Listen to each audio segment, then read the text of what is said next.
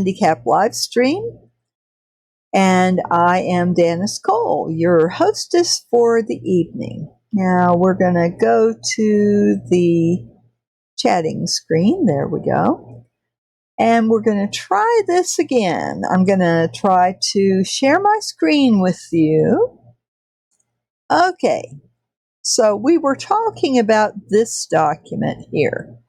And I have the link right here in the chat. Let me see if I have any viewers left. Well, it looks like Academy Impossible and Fix Lovin' are still here with me. Good. Okay, so thank you, friends, for staying with me.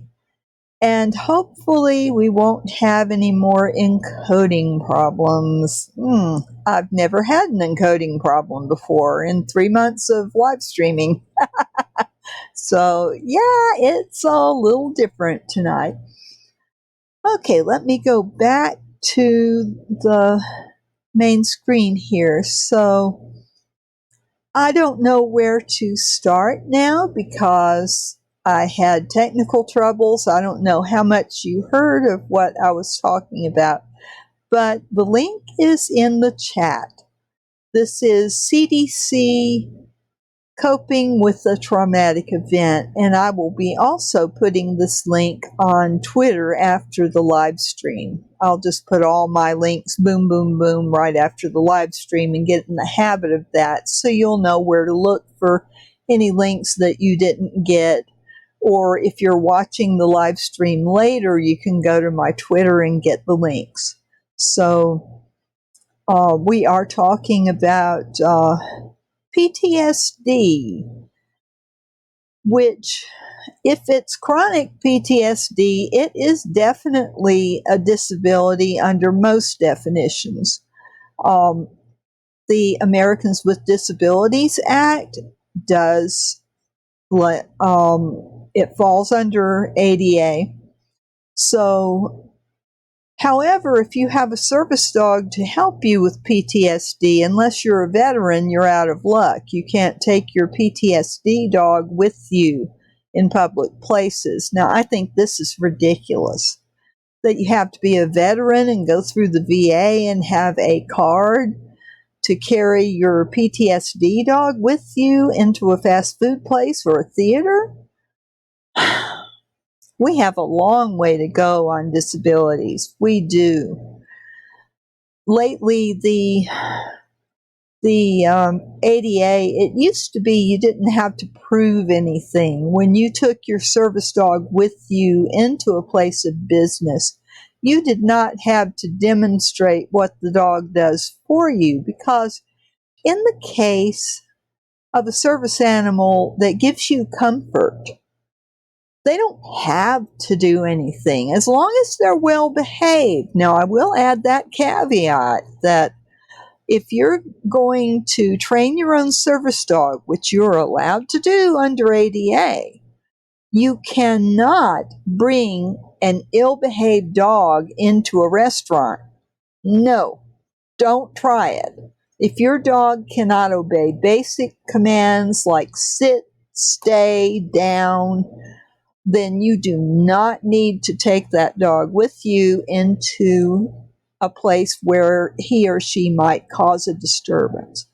Now, if your animal is going to sit in your lap and you've got a hold on their harness and you're not going to be letting them walk around, then I don't see what the problem is with that. But the problem is that ADA does not cover you. You have to be able to prove that the service dog, and yes, they specify dogs. If you have a service monkey, you cannot take them with you. Now, from what I've read about monkeys, because I was considering getting one, basically they do not do well in public places. So it's kind of hard to guarantee that your monkey won't decide to jump on somebody's back, or, if you've got them on a leash, they're not going to do that. But they might get scared or they might act out. So it's That's partially why monkeys are not, you don't see service monkeys out in public. But I don't understand why they have it limited to dogs. Because you could actually train a cat. There are a lot of deaf people that have a cat trained that when the phone rings, if they don't see the light flashing, the cat will get their attention. If a fire alarm goes off, the cat will get their attention. So, why can't a deaf person take their hearing cat with them when they go out places? It is possible to train a cat. Not a lot of cats would adapt to going out in public, but it is possible. There are a lot of people who have trained cats and they have taken them to PetSmart where all pets are welcome.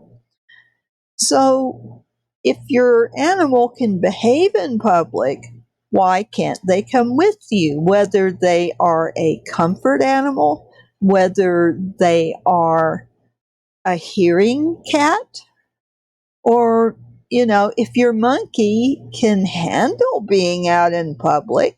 I mean, there have been people with monkeys for years that, you've got an organ grinder and the monkey. And I mean, why can't you, if your animal is well trained, why can't you take your animal with you? People need social situations. So, you know, we have a long way to go on being accessible to disabled people. But the nice thing is that, at least veterans can take their PTSD dog with them. I wish that it was that way for everybody.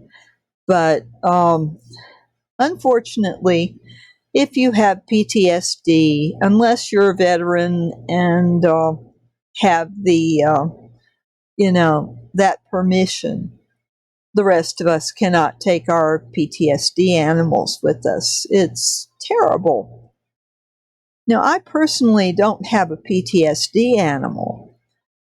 I think I probably have PTSD. I haven't really been told that I have PTSD. I've had my therapist say, well, it sounds like you might have some PTSD going on, but I haven't gone through the formal testing or anything. But I really have a soft spot in my heart for people with PTSD because it is a disability, whether your workplace considers it that or not, whether whatever agency like Social Security says that your PTSD is serious enough to warrant disability. Those are separate issues. When I say that I consider most things that I'm talking about here true disabilities, it does not mean that Social Security considers it that. Or if you're getting disability through your workplace, it doesn't mean that your workplace disability, because all these agencies, whether it's the VA, whether it's whatever benefits you have in your workplace, or Social Security, no matter what the agency is that is granting you payments for disability, your disability may not count. It doesn't mean it's not a disability in my book. So here we can talk about just about anything as a disability because if it affects your daily life, it's a disability. If it affects it negatively, all right? That's where I am on this issue. I consider addiction a disability. That is a medical problem. It's not a mental problem per se. Although, with the stigma surrounding it, it really discourages people from getting treatment. Treatment is so expensive, hardly anybody can afford it. And so we have an addiction epidemic in this country. Duh. If we would only consider, a lot of people turn to drugs when they can't handle day-to-day life, okay? When they have problems just coping with real life. When the stress gets too much for them to handle, some people will go and have a drink, and having an occasional drink doesn't make you an alcoholic. Personally, I do not drink. I don't even take a social drink, but I used to. So I can understand that, you know, alcohol is legal in all 50 states. So, I think that for people that take a drink to relax or whatever, that's fine. If people are drinking so much that they're missing days from work and it's interfering with their daily lives because, they're not functional, that's when it crosses the border into addiction. And you can be addicted to anything. Look at my weight and tell me I'm not addicted to sweets, I mean, when it becomes a problem and my weight is interfering with my health, so I'm trying to lose it. So,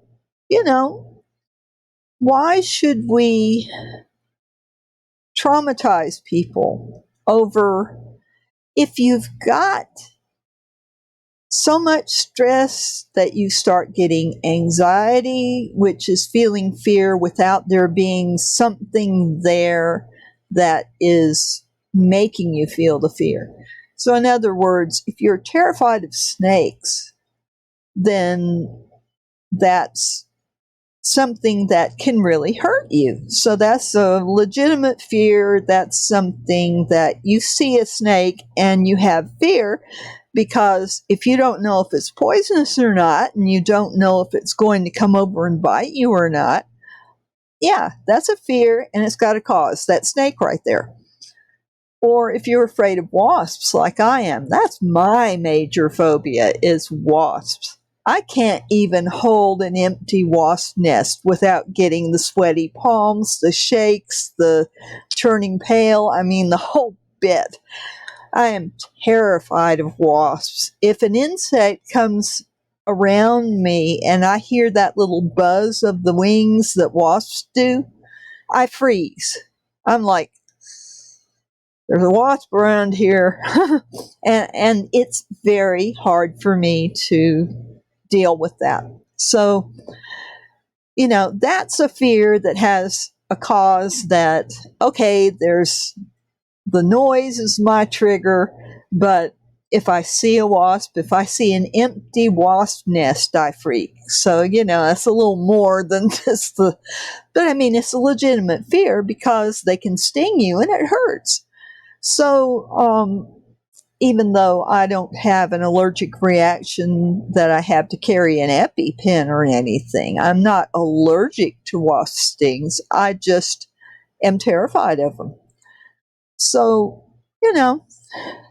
that's one thing. But if you have this fear reaction just thinking about something bad that happened to you, if you see an object that reminds you of that day when that happened, and you start getting the cold sweats, you're shaking, you're just having this urge to get up and run. Now that is anxiety.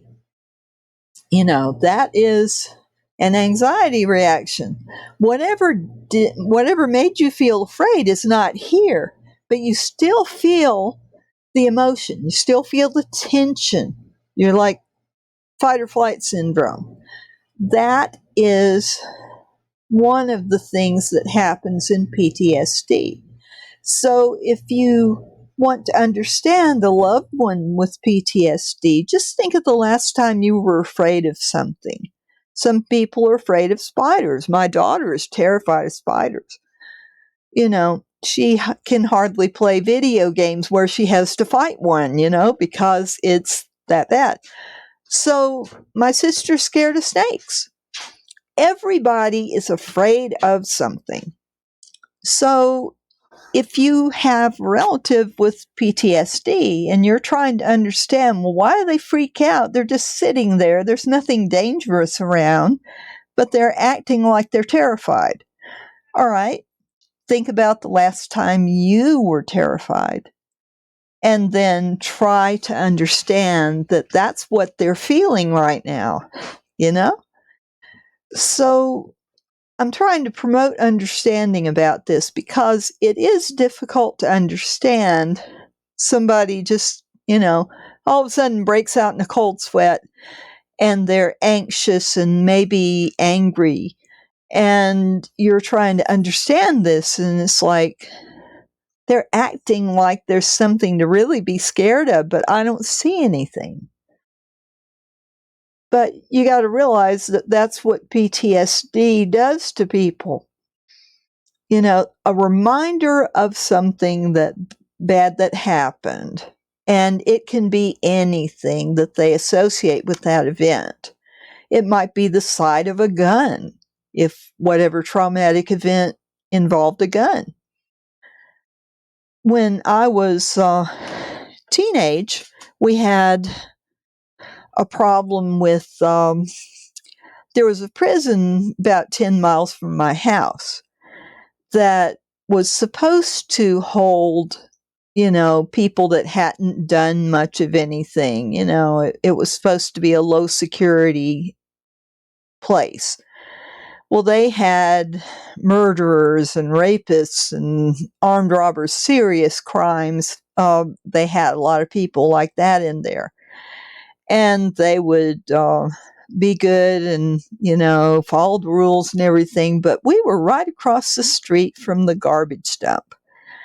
And so every once in a while, it felt like it was really often. It wasn't. But,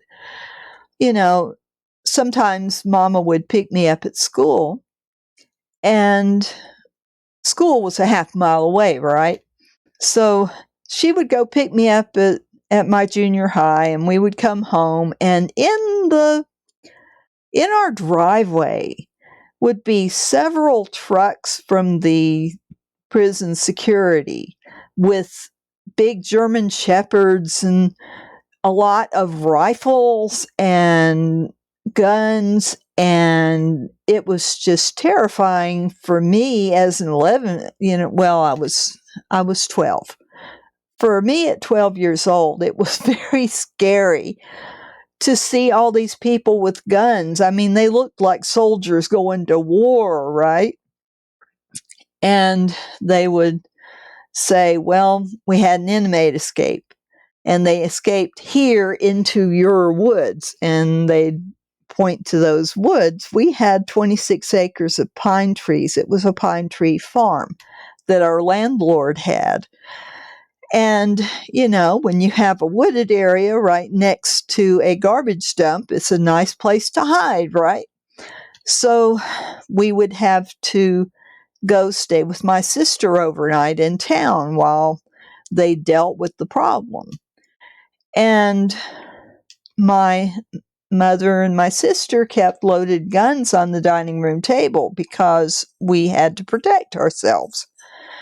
To this day, I see a gun and I kind of feel sick because I remember those days. I remember being scared a lot.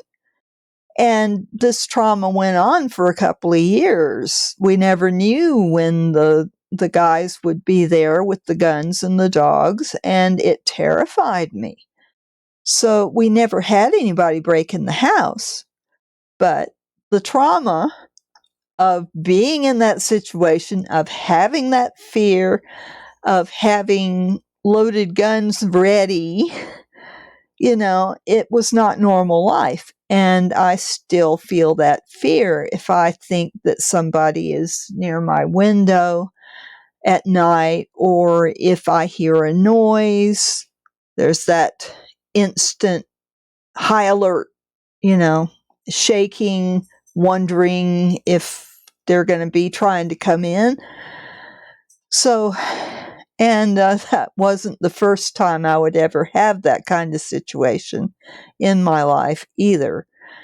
So, I bought a house in Cuthbert, Georgia, and we had a prowler for 4 years. Every holiday or like the day after the holiday, he'd be trying to break in. He'd be doing vile things around my daughter's window.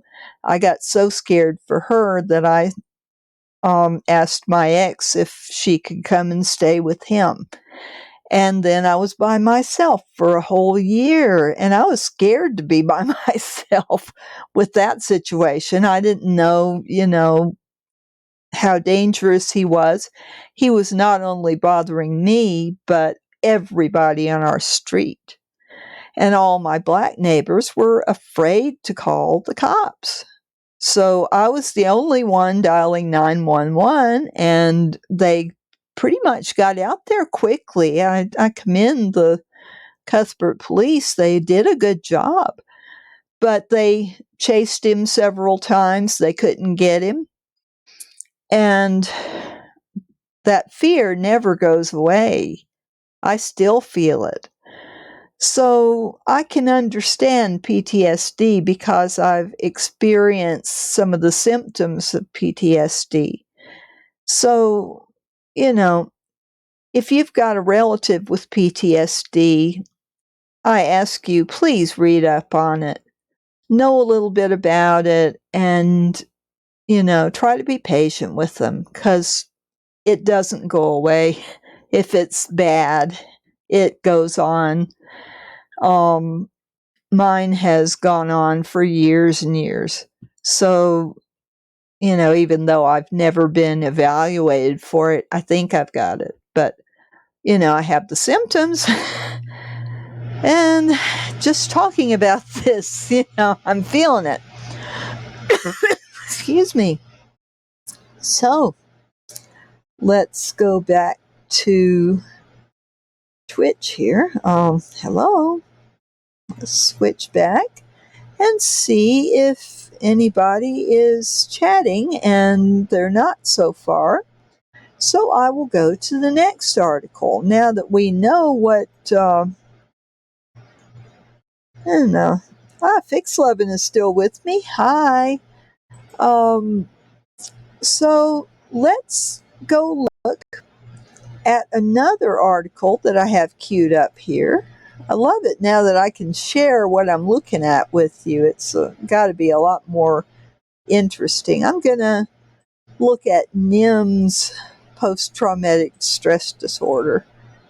And let me put this in the chat so you'll know where I'm at.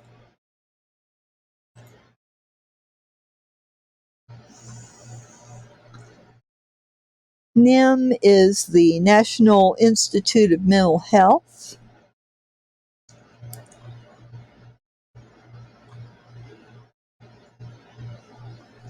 And here is the article. I'm going to copy that over here so I can put it in the chat when I get through. So let me put it on my cheat sheet. Okay. And then we'll talk about PTSD and the workplace, which is an important topic. All right, so let's get into this.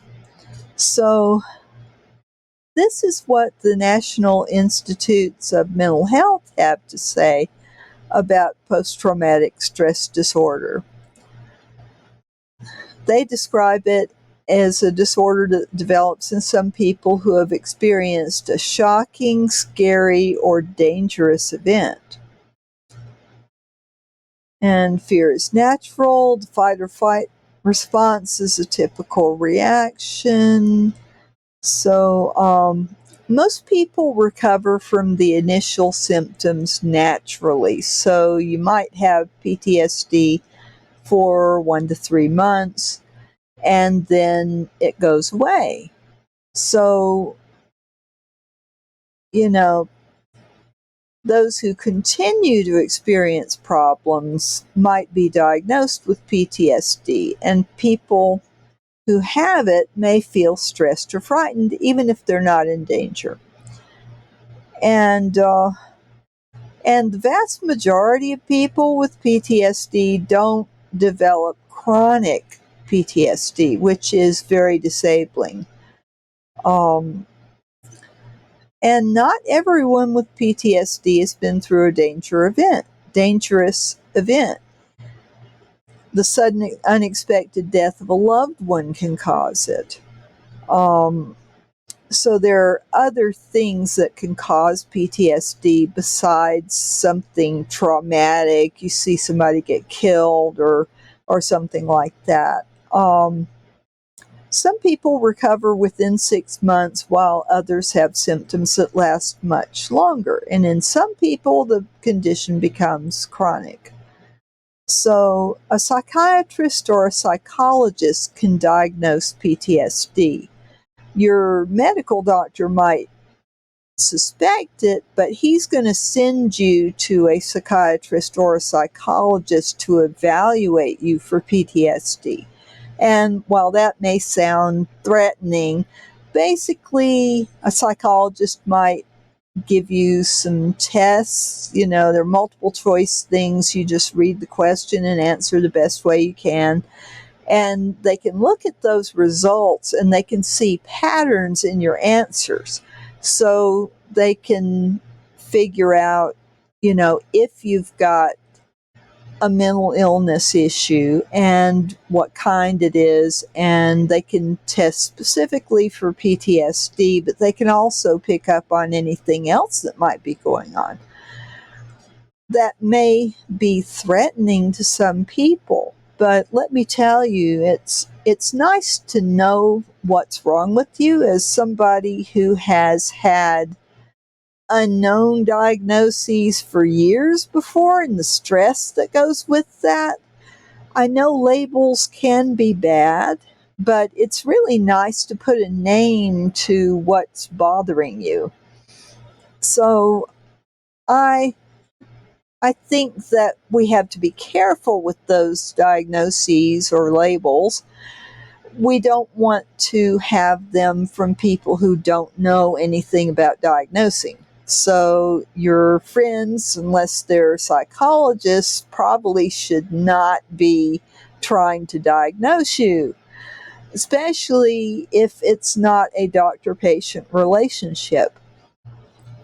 You might watch some of Dr. Mike's videos on YouTube, and he talks about the issue of cocktail medicine. They teach doctors in medical school that they should not ever give a diagnosis. Like if a friend approaches you and they know you're a doctor and they say, well, doc, I've got this rash. And they are trained to tell people, well, look, I'm not in my doctor's office. I am not supposed to be discussing this with you in a public place where other people could overhear. If you want a diagnosis, come see me in my office or go see your doctor. Don't ask me just on the fly to diagnose you. I have no idea what your medical history is. I have no idea, without doing tests to narrow this down. So, there's no way that I'm at a cocktail party with you and I can diagnose you. It just doesn't work that way. So, your friends should not be diagnosing you, is what I'm trying to say. And so often, we lay people tend to want to slap a label on somebody. Just, they're acting schizzy. Do you know what schizzy is? First of all, a psychologist would not say schizzy, they would say schizophrenia. They would be going by the clinical diagnosis of schizophrenia, and they would ask you a bunch of questions And they would also give you some tests, probably, and they would maybe do some research on what they see. You know, they're not just going to tell you, oh, you're schizzy, because schizzy is not a diagnosis. And that's just a lay term that people have come up with. And really, there are many types of mental illness. PTSD is a mental disorder, but it is also physical. Your mind affects your body. There is the mind-body connection. So, you know, you can't you can't read an article on schizophrenia and say, oh, my relative has this symptom and that symptom. Don't do that, people. Just don't. Because you can get knowledge, but as far as diagnosis, a medical doctor or a psychologist gets years of training to be able to recognize disorders and how to figure out which disorder it is. And a misdiagnosis is a lot worse than getting a bad diagnosis. And I've been misdiagnosed with schizophrenia, and it lasted about maybe 6 months. I went to a more qualified therapist, and I got a different diagnosis. And it was a relief, because you do not want a label that does not belong with you. Believe me. So, things can look very different until you do some testing and stuff. So, basically, unless somebody has been to a qualified medical professional and gotten physical disorders ruled out, and then they've gone to a psychologist or psychiatrist. Now, people with a master's in social work, I caution you guys to be careful, because it was a person with a master's that misdiagnosed me and put me through a lot of trauma with my family. So be careful before you tell somebody that they are so-and-so. I think the person was also new. So be careful. Your mistakes can cause a lot of problems. You want somebody who's going to take some time and not jump to a conclusion, and just, you definitely want to go through a process.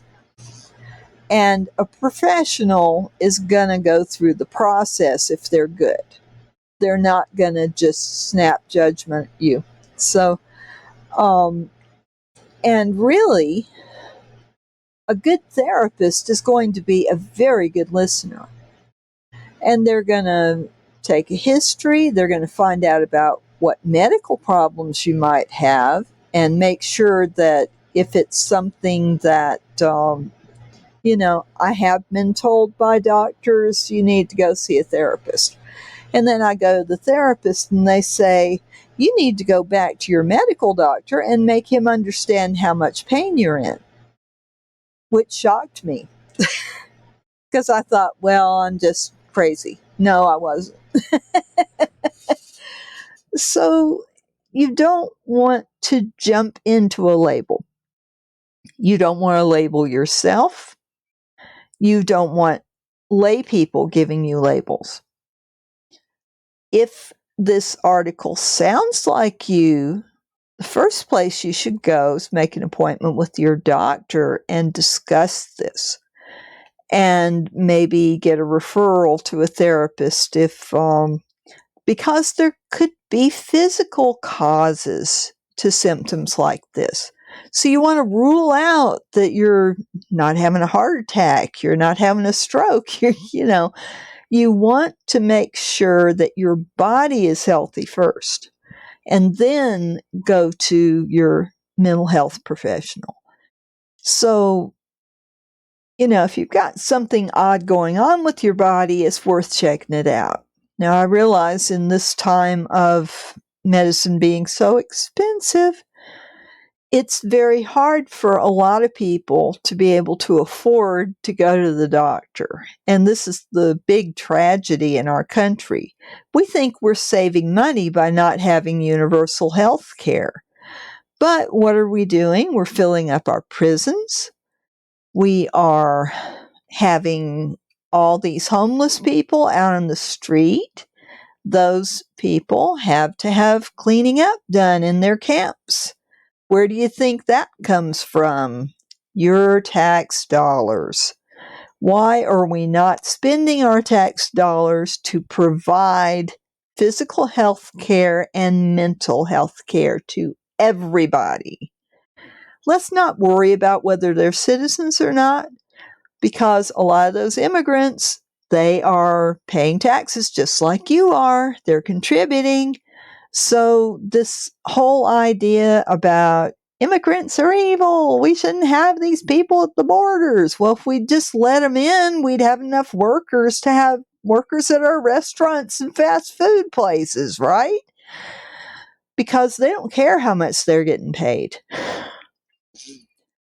And the other thing is a lot of moms don't have daycare.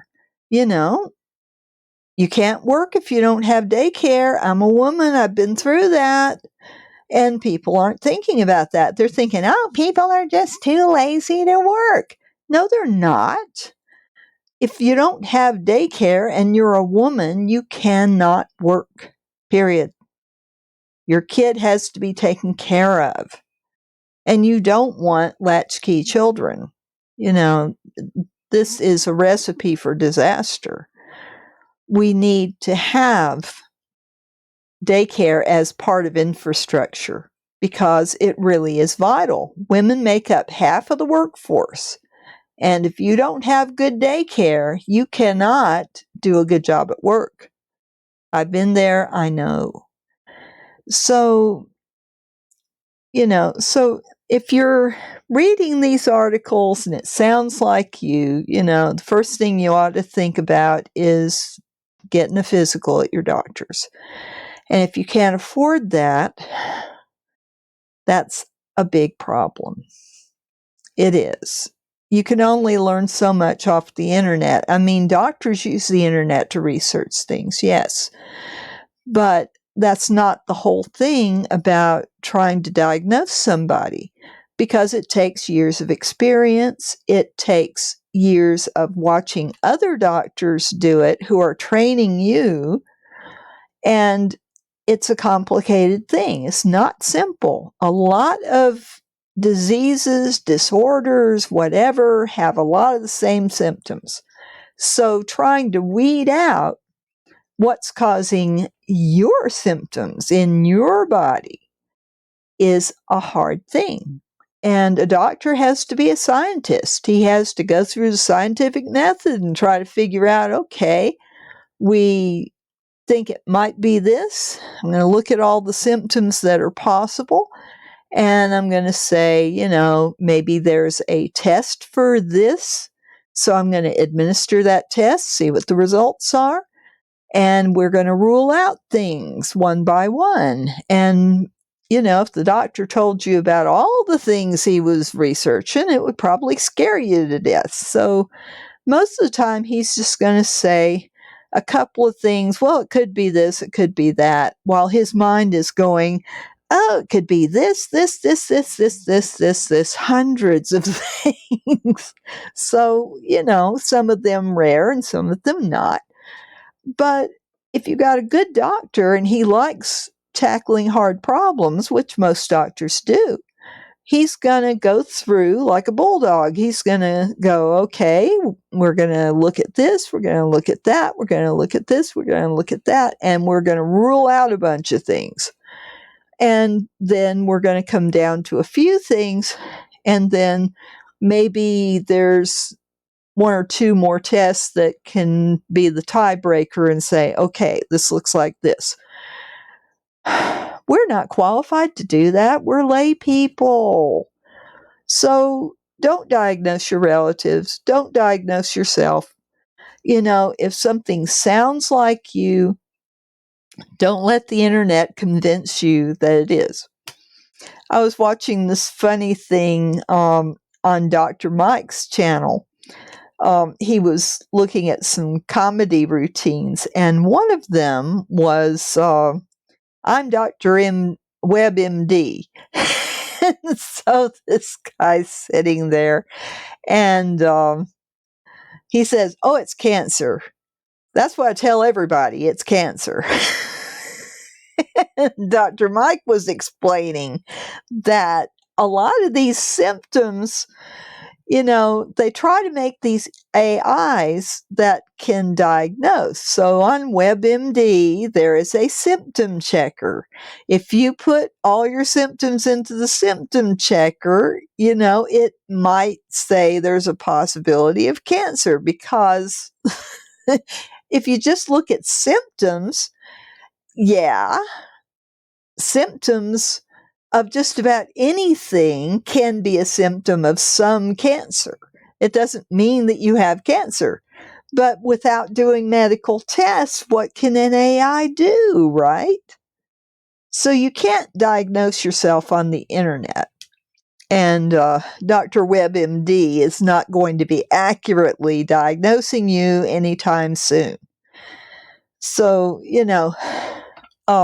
you may be thinking, well, but there's telemedicine, right?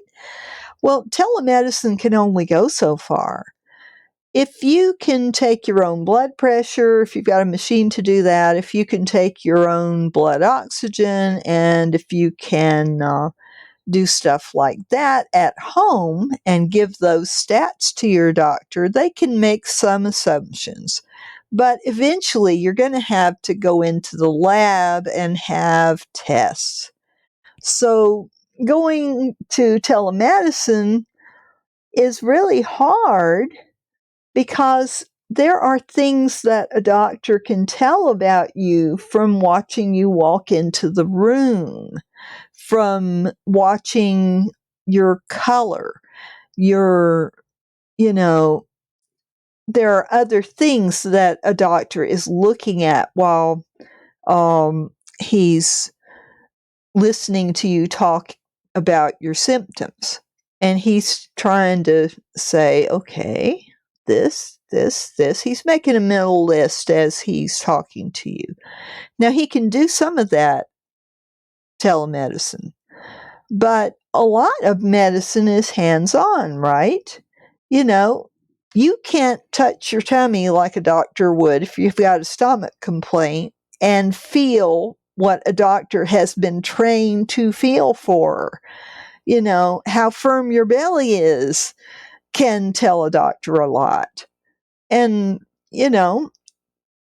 listening to your heart. I mean, you can give your doctor your heart rate from your blood pressure cuff that works automatically.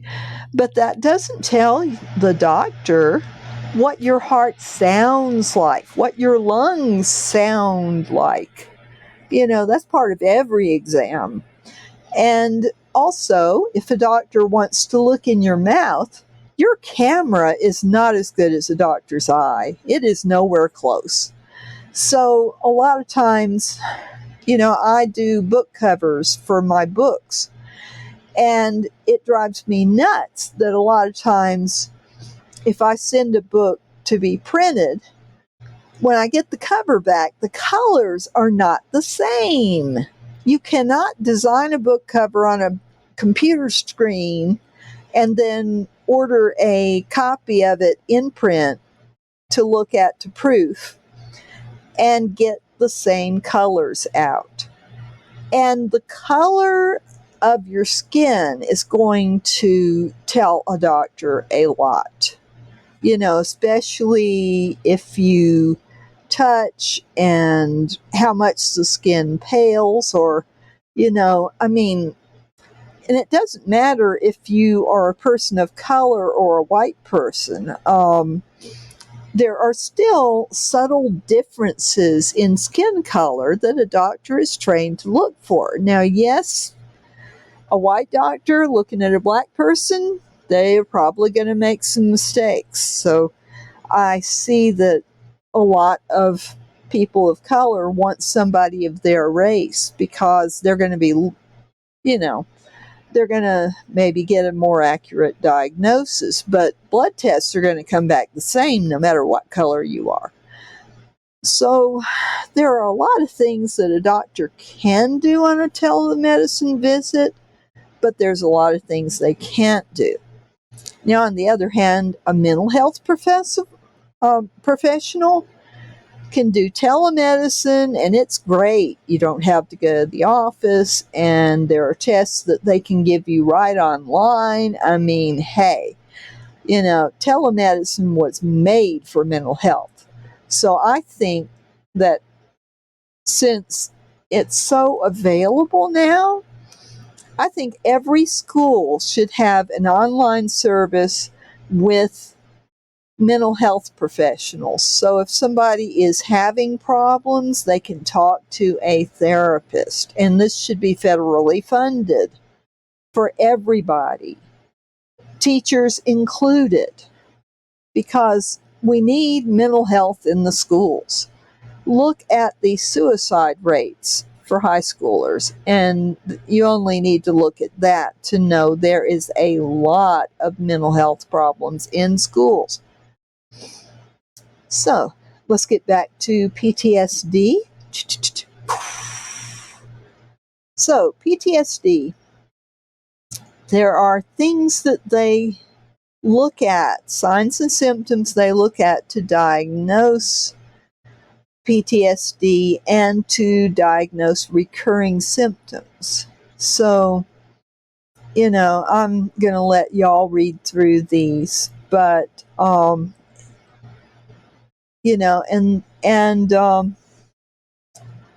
I will say, some people with PTSD don't show any symptoms for weeks or months.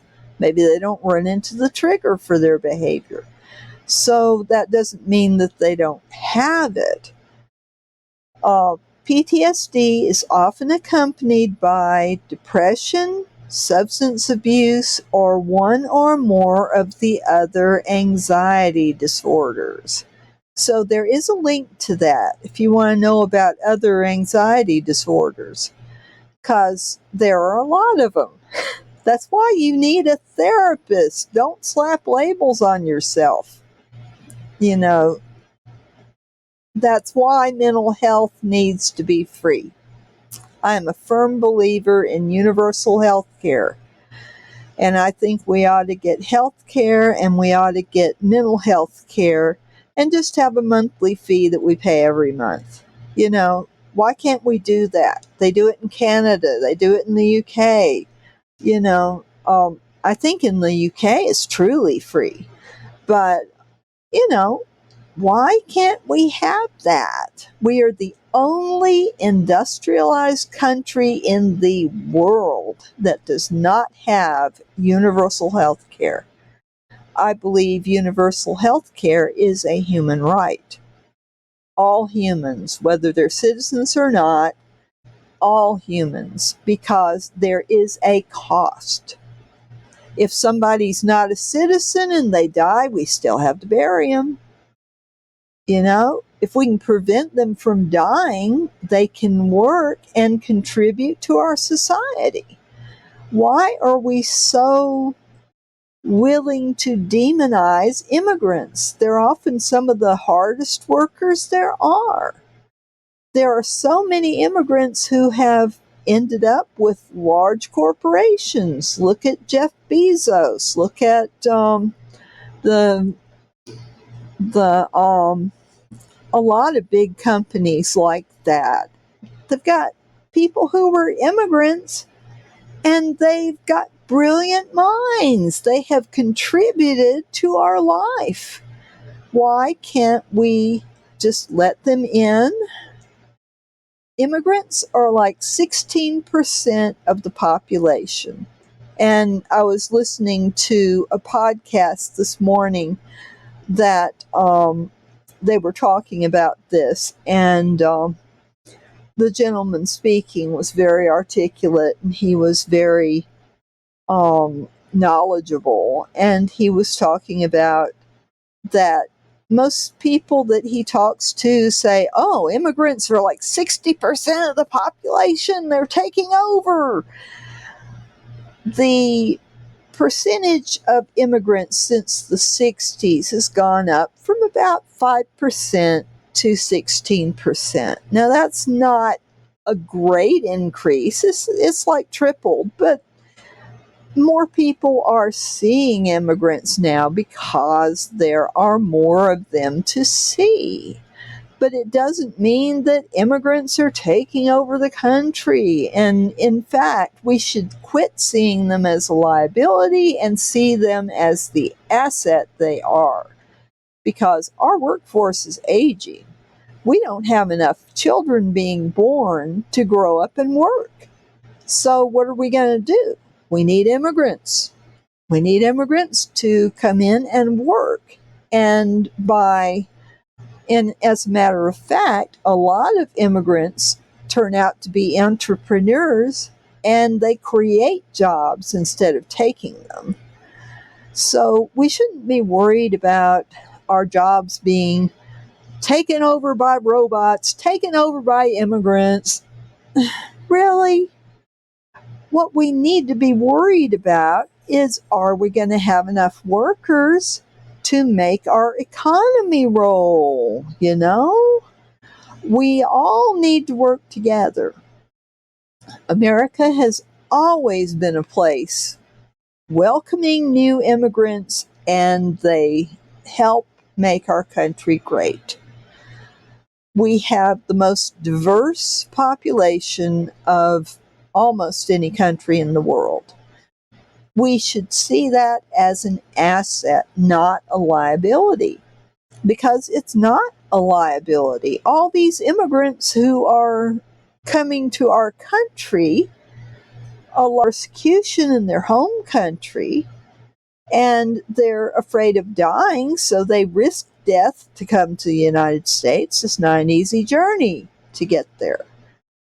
And a lot of them lose family members on the way. It's horrible what they go through just to come to our country. We should make it easier, not harder, because we have so much work that needs to be done. If you live in a community like mine, you drive around town and you see all these wanted signs, help wanted, everywhere. And you see fast foods paying giant bonuses to come work for them. I mean, people don't do that unless they don't have enough workers. You know, we have so much lack of daycare that a lot of women have just decided that, well, I can't find daycare. My hands are tied. I can't work unless I can work from home. And there aren't enough work from home jobs. And we have all these companies wanting their employees to come back to work. To tell you the truth, with Delta out there, I'm vaccinated, but I would be scared to go to work if I wasn't disabled. But, all right, I got off on a tangent. Let's get back to PTSD. So, do children react differently than adults? Children and teens can have extreme reactions to trauma, but some of their symptoms may not be the same as adults. This goes for any mental illness. Children may present symptoms differently.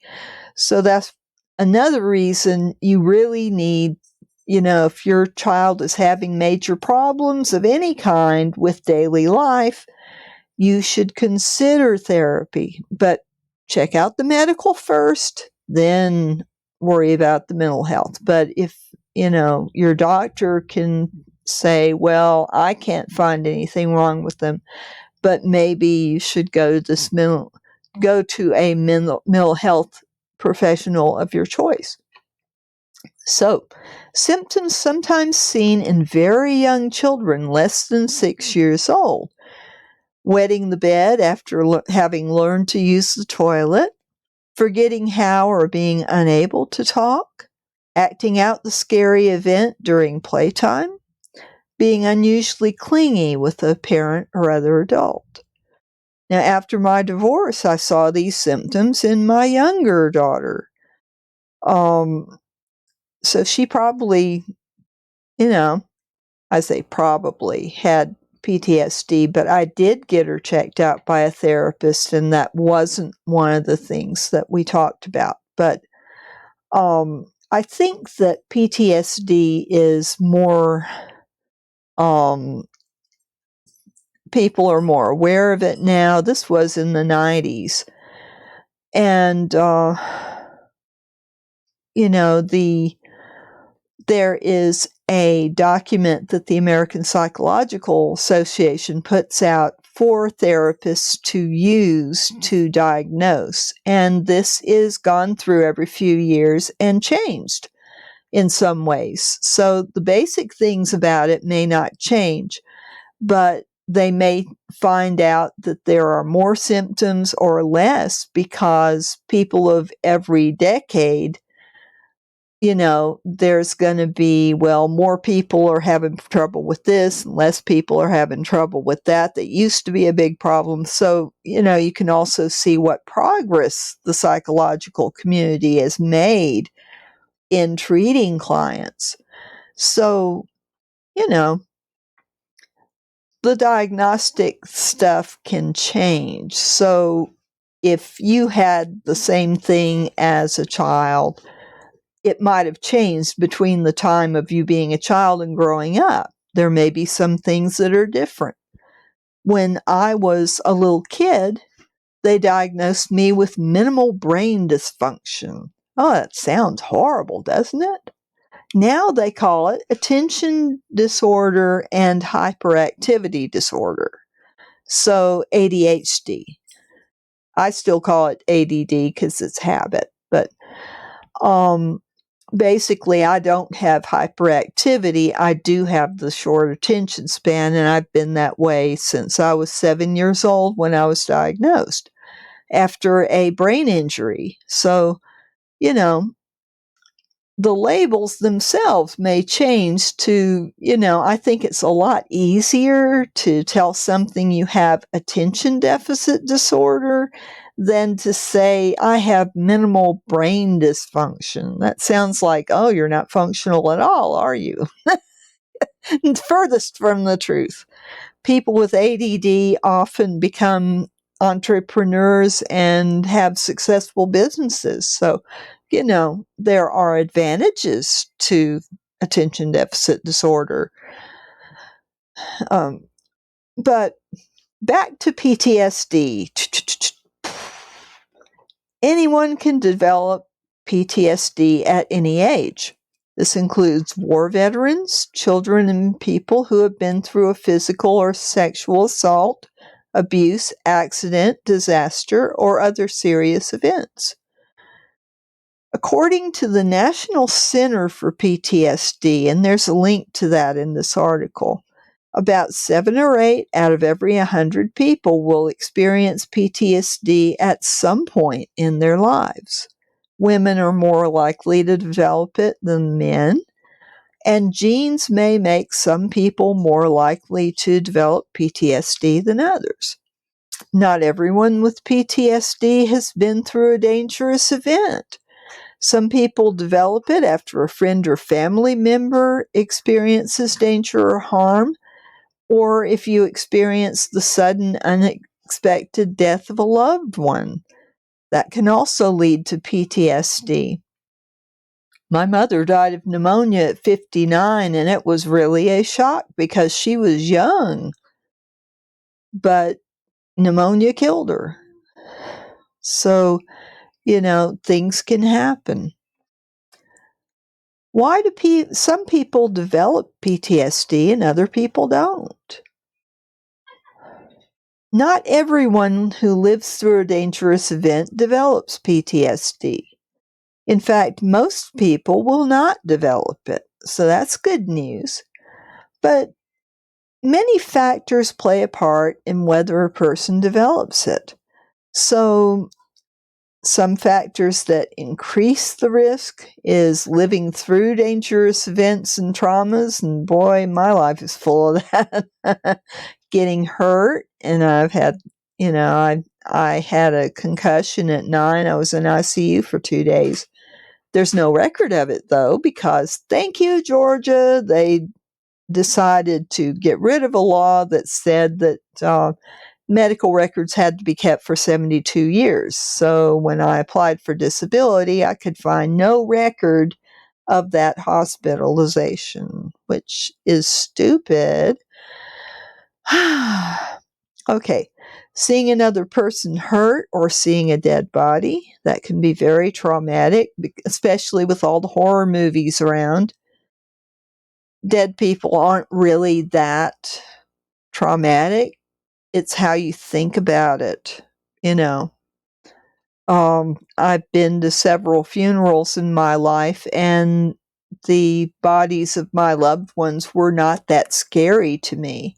So I don't feel like that contributed to my PTSD at all. I wasn't scared of their bodies. But some people are really traumatized by seeing a dead body. So that's something that, you know, that's a risk factor. Childhood trauma. I had that. Oh boy. Feeling horror, helplessness, or extreme fear. Having little or no social support after the event. Dealing with extra stress after the event, such as loss of a loved one, pain and injury, or loss of a job or home.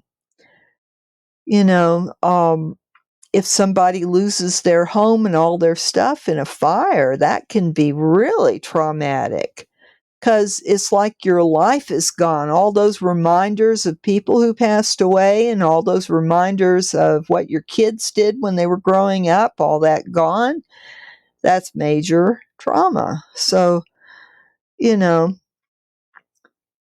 it doesn't have to be witnessing a violent murder or being a soldier in a war zone. And having a history of mental illness or substance abuse, because that the history of mental illness, then things might affect you more if you've got a mental illness. And substance abuse, that if somebody has had a history of substance abuse, then I think that they're going to have some problems with feeling self-worth, because there's so much stigma attached to that. You know, once someone goes through recovery, we should be saying, yay, you got off of what was addicting you. You know, you may still have the cravings, but you're doing good. You're not going back to the behaviors that got you in trouble. I mean, we should be applauding people instead of saying, oh, you took a social drink. You're supposed to be in recovery. You're not. I really don't think that we should stigmatize people, because recovery may look different for everybody who's addicted. So, you know, but having that history, you know, it's really, I think it would be very traumatic if you were addicted to something and you had those cravings and you had to fight through recovery. Then, yeah, I mean, it's going to be harder for somebody who's been through something traumatic like that.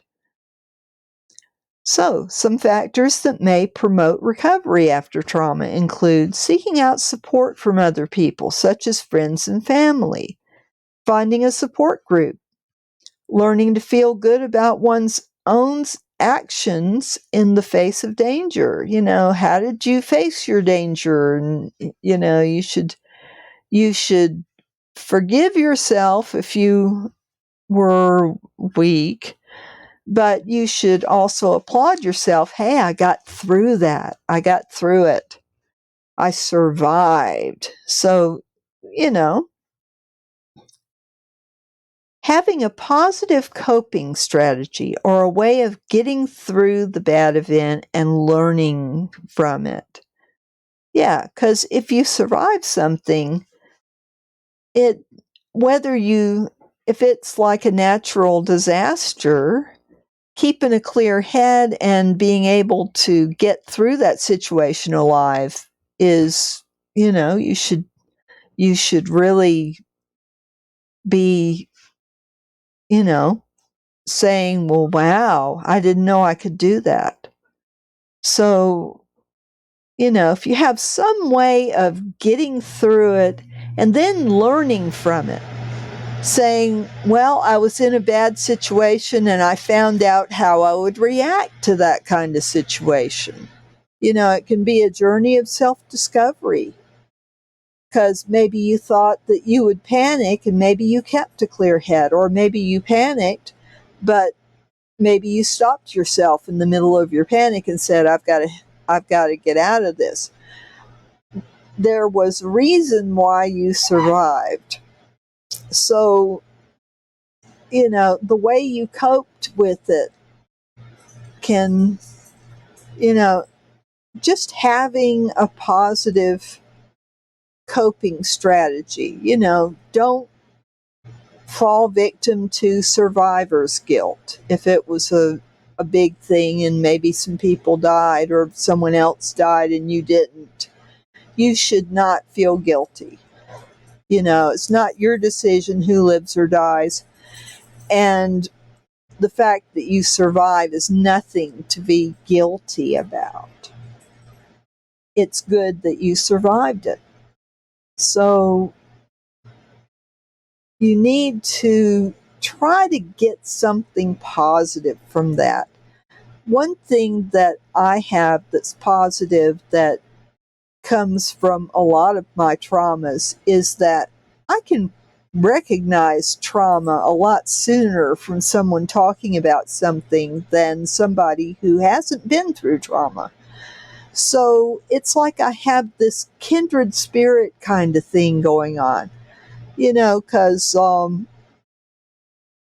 when, it's so common that people have gone through very traumatic things. And some people say, well, I don't want drama in my life. I don't want to hear about it. I think that everybody should listen to people who have been through traumatic things, because you can learn so much from them. And the courage it takes to talk about something like that at least deserves a little attention by listening, right? Reaching out to another human being who has been through something, maybe you can just listen to them and help them cope with it that way. Listening works very well for grief. And there's, that positive coping strategy can make the difference between sort of getting through, muddling through your recovery, or it can boost your recovery so that you can recover at your own pace, but maybe a little quicker than you would if you did not have a good positive coping strategy. And being able to act and respond effectively despite feeling fear. My mother was an ER nurse. She couldn't panic. She couldn't say, oh my goodness, this person's bleeding to death in the ER or in the waiting room. She had to, in her job as an ER nurse, she had to look over the people waiting, and she had to kind of prioritize, oh, that one looks bad, I'm going to get them in first. And maybe that one doesn't look so sick. So she would watch people's behavior and see if they were really pale or if they were, kind of slumped over, if they, looked weak. She would kind of prioritize who she would get in to see the doctor next by how they were acting.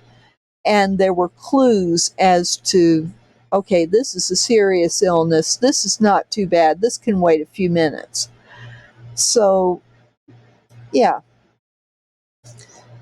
being able to act and respond effectively despite feeling fear, because my mother was no stranger to illness. She had had pleurisy when she was 19 and still in nurses training. So surely she had some feelings of fear being faced with all these sick people. But yet she was able to act and respond effectively. And she was very good at triage, which is deciding who sees the doctor next. She was very, very good at that. So, researchers are studying the importance of these and other risk and resilience factors, including genetics and neurobiology. That's the science of the brain and the nervous system.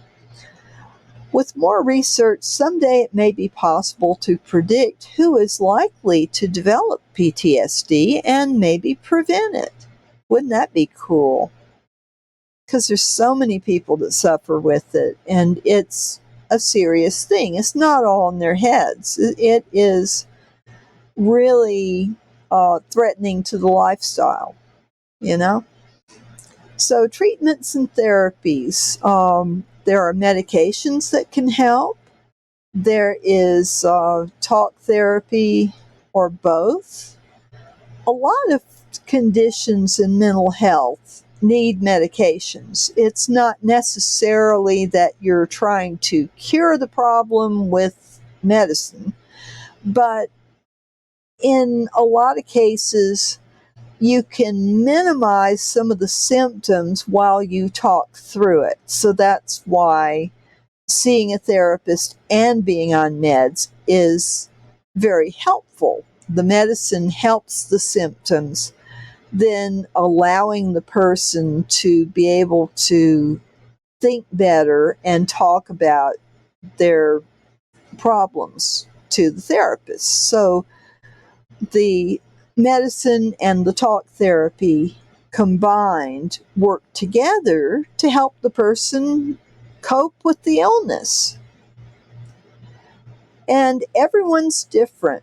And PTSD affects people differently. So if you have PTSD and you're just doing talk therapy and your friend with PTSD has to have meds, you shouldn't say, oh, you should be strong enough not to take medicine.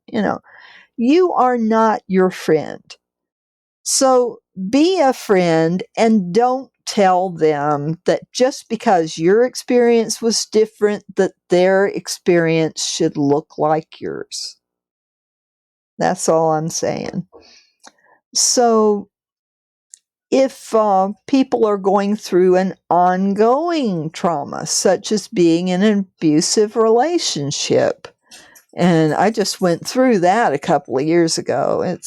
We are still dealing with that. Both of the problems need to be addressed. Other ongoing problems can include panic disorder, depression, substance abuse, and feeling suicidal. So, just that it includes these risks, it's worth treating. If you think you have it, you need to talk to a professional to see if you have it and know how to go accordingly. And the most studied type of meds for PTSD is antidepressants that may help control PTSD symptoms such as sadness, worry, anger, and feeling numb inside. Other medications may be helpful for treating specific symptoms such as sleep problems and nightmares. Doctors and patients can work together to find the best medication or medication combination, as well as the right dose. If you don't like the medication, maybe there's some side effect that really interferes with your life. Talk to your doctor who prescribed it to you. And there are so many medications that they can prescribe you. Typically, doctors will prescribe the medicines that they use most often for their patients. But if you go through all those and they haven't worked, there are others that can be tried. So you can always ask for a different med if you feel like this one is making you too sleepy or whatever. But keep in mind that most antidepressants take about 2 weeks to get a level in your blood. So you may have to put up with sleepiness for the first day or two, and it may get a lot better. And then you might start feeling better, gradually along the 2 week spectrum. So don't expect instant results with meds. I think a lot of times people give up on them too quickly because they don't, maybe they just, yeah. If you take medicine, it's supposed to be, oh, I feel so much better. And it doesn't work that way. I mean, recreational drugs, the reason people go to them is because they feel a rapid shift of their mood or whatever they're looking for in the illegal drugs. And the thing is, you're not going to get that kind of reaction from any drug that a doctor is prescribing you. Most things do not work instantly. Now, there are things like nausea medication. Some of them can work pretty fast. I'm on a medicine for migraine. That's a little pill that I dissolve under my tongue, and I start feeling better really quickly. But that's a different situation. Most antidepressants take a few days to work. And if you're not used to being prescribed an antidepressant, say you've never had any mental issues, it can be kind of a shock. It's like, well, I thought this medicine was going to make me feel better, and I just feel sleepy and I can't sleep all the time, and you're scared that, oh, it's going to be like this from now on. No, I'm not taking this anymore. You got to take it long enough so that you can give it a chance, because usually the first day is the worst, the second day is a little better, and then on is a lot better. So give it a couple of days before you start saying, oh, I can't put up with this, because you might not have to. Just my experience from being on antidepressants. And there are so many of them. So if you have a problem with one, there are others you can try. You just have to be patient and find the one that works for you and your body chemistry, and communicate with your doctor. If there's a side effect that you just absolutely cannot deal with, call him before you quit taking it. Because some of these things you stop suddenly and you can have side effects that are bad. So most antidepressants, it takes a few days, about 2 weeks, to get that level up in your blood, and you can't just stop taking it then. It takes another little while to taper you off of it. So you don't want to risk having some sort of mood swing that you become suicidal when you've never been that way. That is the danger of stopping antidepressants suddenly. Some people react like this. So you don't ever want to stop any medication suddenly without talking to the doctor that gave you that medication. So that's why we have doctors, right? So, and the U.S. Food and Drug Administration website can give you the latest information on patient medication guides. When you get prescribed something, do you read that little page that comes with it? You really should. Because I think some people get scared by the possible side effects, and it's like, oh, I didn't know it would do that to me. Well, it's not that it would necessarily do that to you, because everybody's body is different. When they did the original studies for that medication, they made a list of everybody that listed an effect that was not desired. They list all of those. And it might have been one person in hundreds that had an upset tummy. So you'll see upset tummy on there. Or maybe one person in 50 had a headache. You know, it's how many people had that symptom as to how common a side effect it is. And if it's something you can't deal with, like, oh, I'm getting headaches every time I take this, you need to call your doctor and say, I'm getting headaches. What can I do? Can I change to another medication? And just be patient if you have to taper off and go to something else, because it's hard to deal with that, but you might be able to take something for the headache too. The doctor may be able to prescribe you something that's mild that will treat the headache that comes with it until you can decide, what other path to take. So the U.S. Food and Drug Administration website is the place that your pharmacist gets that little page from. So if you want to know all possible side effects on a medication, you can go there and read up. And what most of it will tell you is that not everybody is going to have every side effect that's listed, and a lot of people won't have any of them. So don't be scared of what you're going to read there. Read up. Know if, and especially if it mentions any other medications that you might be on and saying, do not take this medication if you're on X. If you're taking X, you need to call your doctor and say, there's a warning on this. This is something I should be worried about. And maybe your doctor has already weighed that out and said that it's probably not going to be a big deal. So you need to check with your doctor or make sure that your pharmacist gave the right medicine, because mistakes do happen. Most of the time, you're going to get the medicine that your doctor prescribed for you.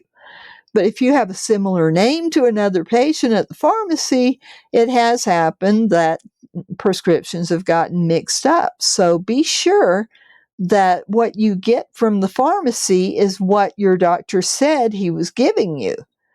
It's worth it to make sure you write down the drug name and compare that to what you're getting in the prescription bag before you leave the pharmacy, because once you leave the pharmacy, if you paid for it, you're not going to get a refund.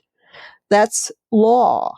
That's not the pharmacist being mean. That is federal law. You cannot return drugs to the drugstore. So make sure your prescription's right before you leave the store. And psychotherapy, sometimes called talk therapy, involves talking with a mental health professional to treat a mental illness. It can occur one-on-one or in a group. And talk therapy treatment for PTSD is usually 6 to 12 weeks, so that's not too long. It can last longer if you need it. Research shows that support from family and friends can be a very important part of recovery. That goes for any mental illness. I cannot emphasize how important it is to have your family involved or your close friends. If you've got somebody to talk to, just about anything is going to be better if talk therapy works for you. Then, even though your family and friends are not professionals, if they are good listeners, they can help you. It is not helpful to blurt out advice. And what do we do when somebody starts talking about a problem? Maybe you could try this, or maybe have you thought about this? We love to solve problems, don't we? Especially when they're not ours. But the best thing you can do when a person is going through mental illness of any kind, and PTSD especially, it is like giving them a tranquilizer to just sit there and listen. The shoulders come down, and then, letting it out is such a feeling of relief. If you've got somebody who will really listen and fight the urge to say, well, have you tried this? Just try to just sit and listen no matter what they say. Just especially if they're upset, just let them talk. Talking is therapeutic.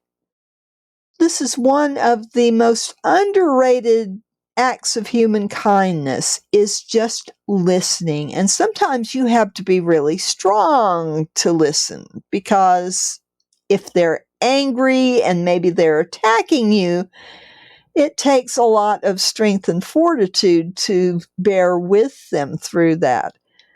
And if somebody's being abusive to you, I am not suggesting that you sit there and let them berate you.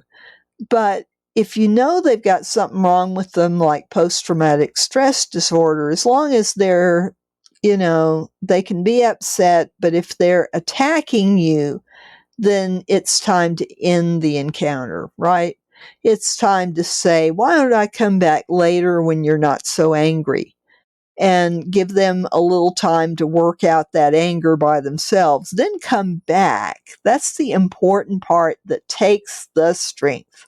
If somebody is not usually going to attack you verbally, and then here they are, they get angry and they start projecting that anger on you, that's time to leave.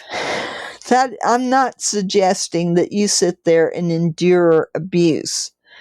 But if they're not being abusive, if they're just really emotional, then if you can just be strong for them and just sit there and listen, you will do them so much good. A lot more than saying, oh, you need to relax, you need a drink, you need to take this herb, you need to go take a warm bath, you need to, all these helpful things aren't that helpful when a person is upset. But if you can just listen to them and not be judgmental, not say, oh, you shouldn't feel that way. The word shouldn't should come out of your vocabulary. If you've got a person you care about with mental illness, the word shouldn't needs to disappear, because feelings are friendly. If someone feels angry, they should be allowed to express that anger, not directed at you, mind you. Playing fair is directing the anger elsewhere, towards something that won't get its feelings hurt, You can deal with anger in a lot of different ways. I'll talk about that in a bit. But let's continue about psychotherapy. So, many types of psychotherapy can help people with PTSD. Some types target the symptoms directly. Other therapies focus on social, family, or job-related problems. The doctor or therapist can combine different therapies depending on your needs. So it's wonderful. The psychiatrist or psychologist, usually psychiatrists prescribe medicine. They're not there to really listen to you talk about your problems. They're just going to talk about the medicine they're giving you, what possible side effects to look out for, and to let him or her, if you're not getting helped by the medicine. So you'll see a psychiatrist for maybe 15 minutes, like a regular doctor visit, if you haven't got anything, if you're just getting a follow-up or whatever. But as far as the psychologist or the social worker, they're going to be using a kind of therapy. So effective psychotherapies tend to emphasize a few key components. So they'll talk about your symptoms, teaching skills to help identify your triggers, and skills to manage your symptoms so that you're not exploding all over your loved ones. So you're so you're able to calm yourself when you feel that anxiety. One helpful form of therapy, which I have used and I love it, cognitive behavioral therapy, or CBT. It can include exposure therapy to help people face and control their fear, gradually exposes them to the trauma they experienced in a safe way, uses imagining, writing, or visiting the place where the event happened. The therapist uses these tools to help the people with PTSD cope with their feelings in a safe way. Cognitive restructuring. This helps people make sense of the bad memories. Sometimes people remember the event differently than how it happened. They may feel guilt or shame about something that's not their fault. The therapist helps people with PTSD look at what happened in a realistic way.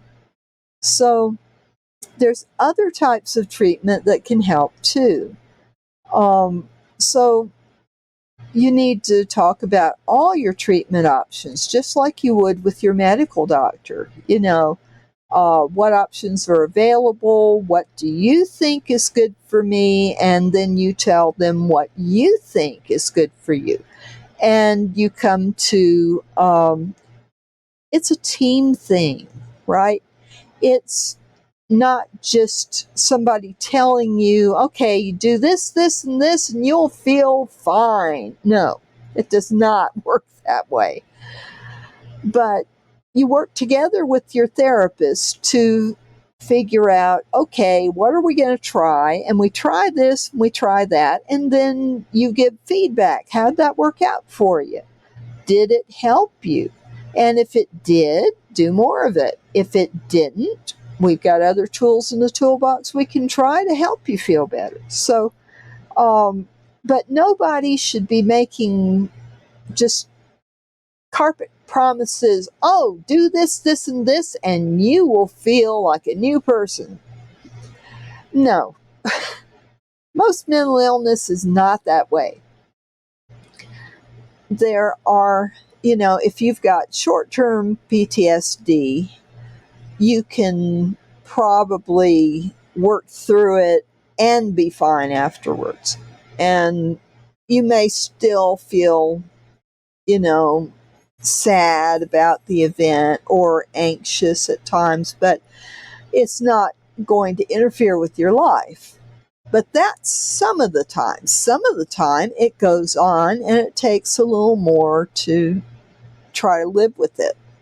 But however your outcome is going to be, you want a therapist that's not going to be making absolute promises to you, because that's not how medicine works and that's not how psychology works. But the purpose of going to mental health therapy is to help yourself feel better.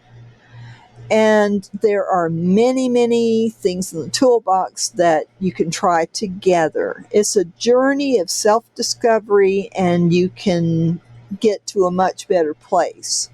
You may not be cured, but you get to a much better place. And, if it's something short-term that's going on, you can get to a point where, okay, I don't need therapy anymore. And you can keep using the techniques you use the rest of your life. It'll come in handy for other things. So it's just a way to look at things a little differently, change your point of view, and realize that everybody's human. You can't be superhuman. If you've got things going on in your life that are interfering with your daily life, it's worth going to see a professional and get some help. There is no shame in getting help. And there's so much to gain from getting help, because you get all these skills that when something else bad happens in your life, you've got these skills ready that you can just go back to some of those, because hopefully you've been practicing these techniques all along. So when something new comes, you are better equipped to deal with it. So, definitely, therapy is very beneficial as long as you don't expect absolute that tomorrow I'm going to feel like nothing ever happened, because no therapist will ever tell you that unless they're trying to rip you off. Because that's what con artists say. That's not what a professional who cares about the field they're in will say. But the goal is to be able to function in daily life. And yeah, for most things, therapy will help you cope better with your daily life. That's, so the talk therapies, different types of therapy may teach about trauma and its effects, use relaxation and anger control skills. These are very useful. Provide tips for better sleep, diet, and exercise habits. So there again, your physical health has a bearing on your mental health. So if you take care of the physical too, then your whole person can feel better. Help people identify and deal with guilt, shame, and other feelings about the event. Focus on changing how people react to their symptoms. For example, therapy helps people face reminders of the trauma. Because if you go through something traumatic, you're going to be exposed to things that maybe feel like that situation or look like that situation, or things, maybe objects that are your trigger. You're going to come into contact with those objects. So, but if you know what to do with all that emotion when your trigger happens, then you can deal with it so much better. You can say, okay, this is going on, so I can do this. I can take a deep breath and I can calm myself. There's lots of things you can do for yourself without the therapist having to be there. And that's the beauty of therapy. You learn these tools that you can just whip out like your Swiss Army knife, when you come across a situation where you need to use it, there it is. So, beyond treatment, how can I help myself? The first step to help yourself is to realize that although it may take some time, with treatment you can get better. And that is a promise that your doctor can make to you, your therapist can make to you, this, you can get better, no matter what it is. Even if it's a terminal cancer diagnosis, you can be more comfortable during the horrible pain and stuff. So you can get better. So, also check the NIMH Help for Mental Illnesses page. That's a good one. And you can search online for mental health providers, social services, hotlines. Those hotlines are a good thing to keep handy because you don't have to give your name and you don't have to be about to kill yourself. You can talk to somebody and they can remind you of things maybe you've learned in therapy, or if you haven't had access to therapy, they can teach you something really quick that can maybe make a big difference in how you feel. So definitely. And physicians, seeing a doctor is worthwhile to rule out other things. Because there again, you can't detach your mental health from your physical health. They are attached. There's this umbilical cord there. And a lot of things that affect how you feel mentally affect your body. Your heartbeat will go up, your blood pressure might go up, you feel the anxiety and you feel this tension, you might get a tension headache, there are physical costs to holding your feelings in, stomach aches, So you definitely need to take care of yourself. And an emergency room doctor can also provide temporary help and tell you where and how to get further help. So, if you feel like you need to go to the emergency room, go. Don't hesitate, And if you're low income, I know that there's that, oh my gosh, how much is this going to cost? But if your life is at stake, and if you are feeling suicidal, your life is at stake. Believe me, you'll get it paid for somehow. You need to, if it's an emergency where life or death is involved, you need to go. Period. Don't worry about how you're going to pay for it. You will pay for it somehow. If you're alive, if you're not alive, you can't, well, you just don't even want to go there. You want to stay alive. So, to help yourself while in treatment, talk with your doctor or mental health person about treatment options. I'm tired and I'm not enunciating good.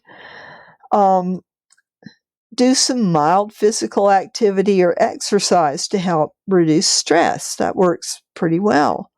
Set realistic goals for yourself. Don't expect, I'm going to take this huge step and I'm going to like it, even though I'm not. And, you're setting yourself up for failure. Baby steps.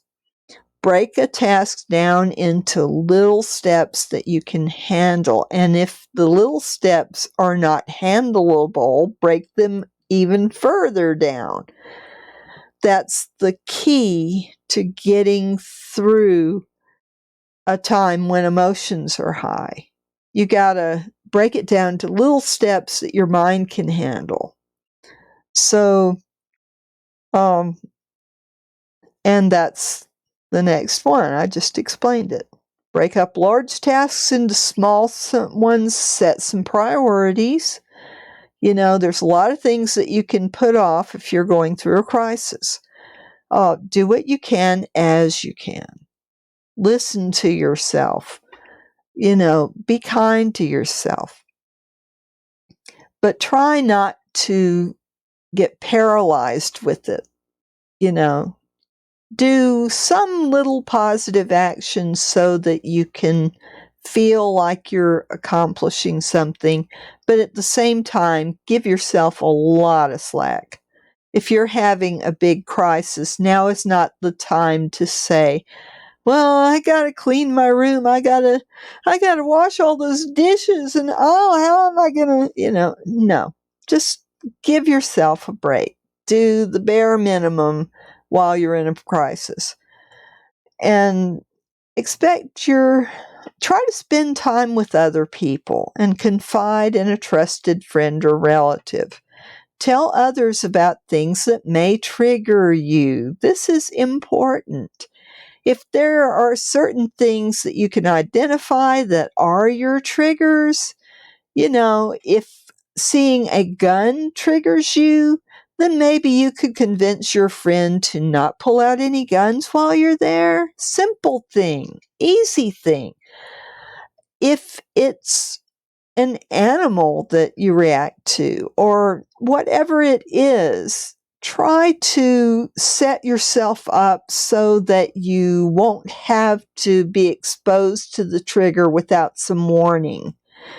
That way, if you've got a little warning, you can prepare for it. You can do some of the things that you're learning in therapy, and you can minimize the overwhelmingness of it all.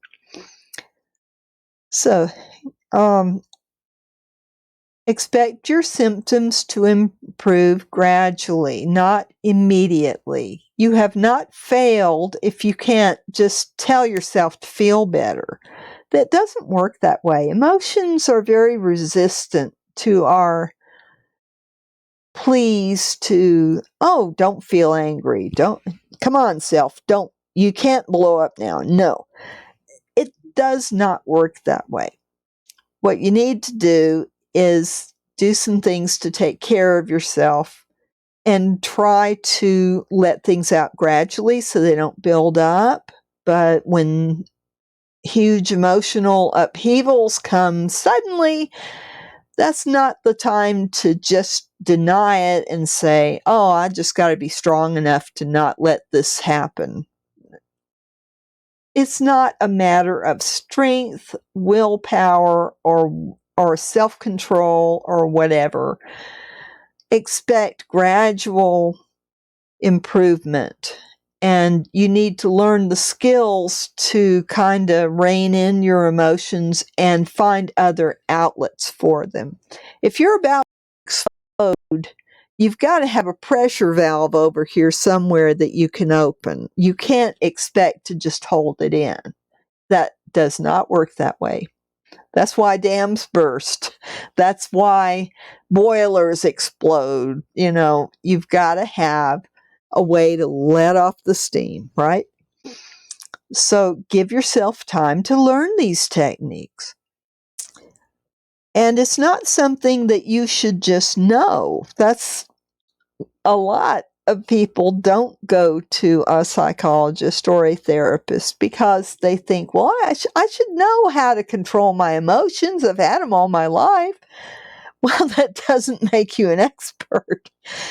There are things that, people who study psychology have done studies and they've done research and they've asked people a lot of questions and they've developed these methods that work based on having people try it and see if it worked for them. And they ask them later and they say, yeah, it did. So they add it to the toolkit. So these methods are proven. And no, you're not expected to just know them like you're psychic or something, huh? No. So give yourself some slack. You're not expected to already know how to do this.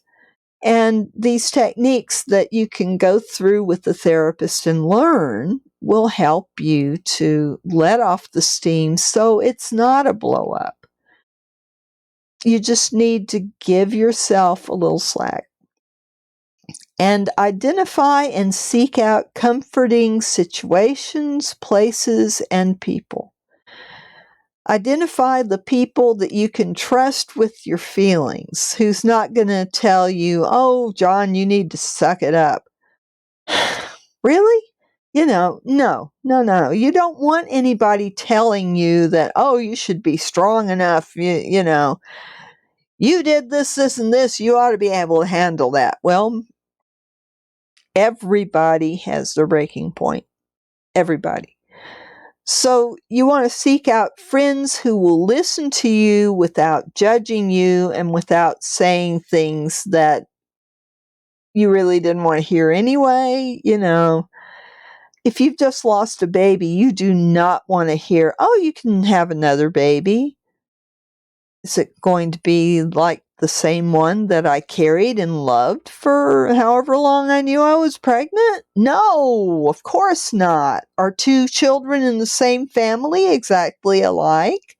Unless they are identical twins? No. So don't tell somebody who's just lost a baby that they can have another baby. That's just cruel. So think about how you would feel in the situation. You'd want somebody to listen to you. You'd want to be able to talk about what happened, and you'd be able, you can do them so much more good than sitting there. You got all these things going through your mind. Oh, maybe you could try this, or maybe you could try that. And you're not listening to the person when you're doing that. Just stop. Don't give advice. Just listen. And be empathetic. Put yourself in their place. So, anyway, And comforting places. Sometimes it helps when you've got chaos in your mind to go someplace that's quiet and peaceful. I love to go out in nature. I like to go where there's a body of water and just watch the water. Or I really love to go where there are kids and watch them at play because they're so cute. So go someplace that pleases you and kind of get your mind off of it. Not so much, not to tamp it back down and not think about it, but someplace where you can just kind of let some of it out and you can, use some of the techniques that you're learning. So seek out comforting situations, places, and people. And caring for yourself and others is especially important when large numbers of people are exposed to traumatic events such as natural disasters, accidents, and violent acts. A lot I've when I've seen stuff like that on the news, I've usually heard about that a group of the victims are getting together to talk about it, and maybe they've got a therapist there. This is wonderful because you can gather with other people that had the same experience and work through it, and a lot of times you can prevent PTSD this way. They do that in schools. If there's something horrible like a shooting, they bring a psychologist in and um, they are advised to not work the kids so hard and let them get in groups and talk about things with the psychologist present. And they teach the teachers techniques to use with the students. So everybody learns a lot. So, yeah, care for yourself and care for others. A lot of times when something bad has happened to you, if you do something for somebody else, it helps you work through it. And it's hard to explain, but it really does work. So, next steps for research, they've got all sorts of ideas. And joining a study. This is an excellent way to get medical care if you can't afford something.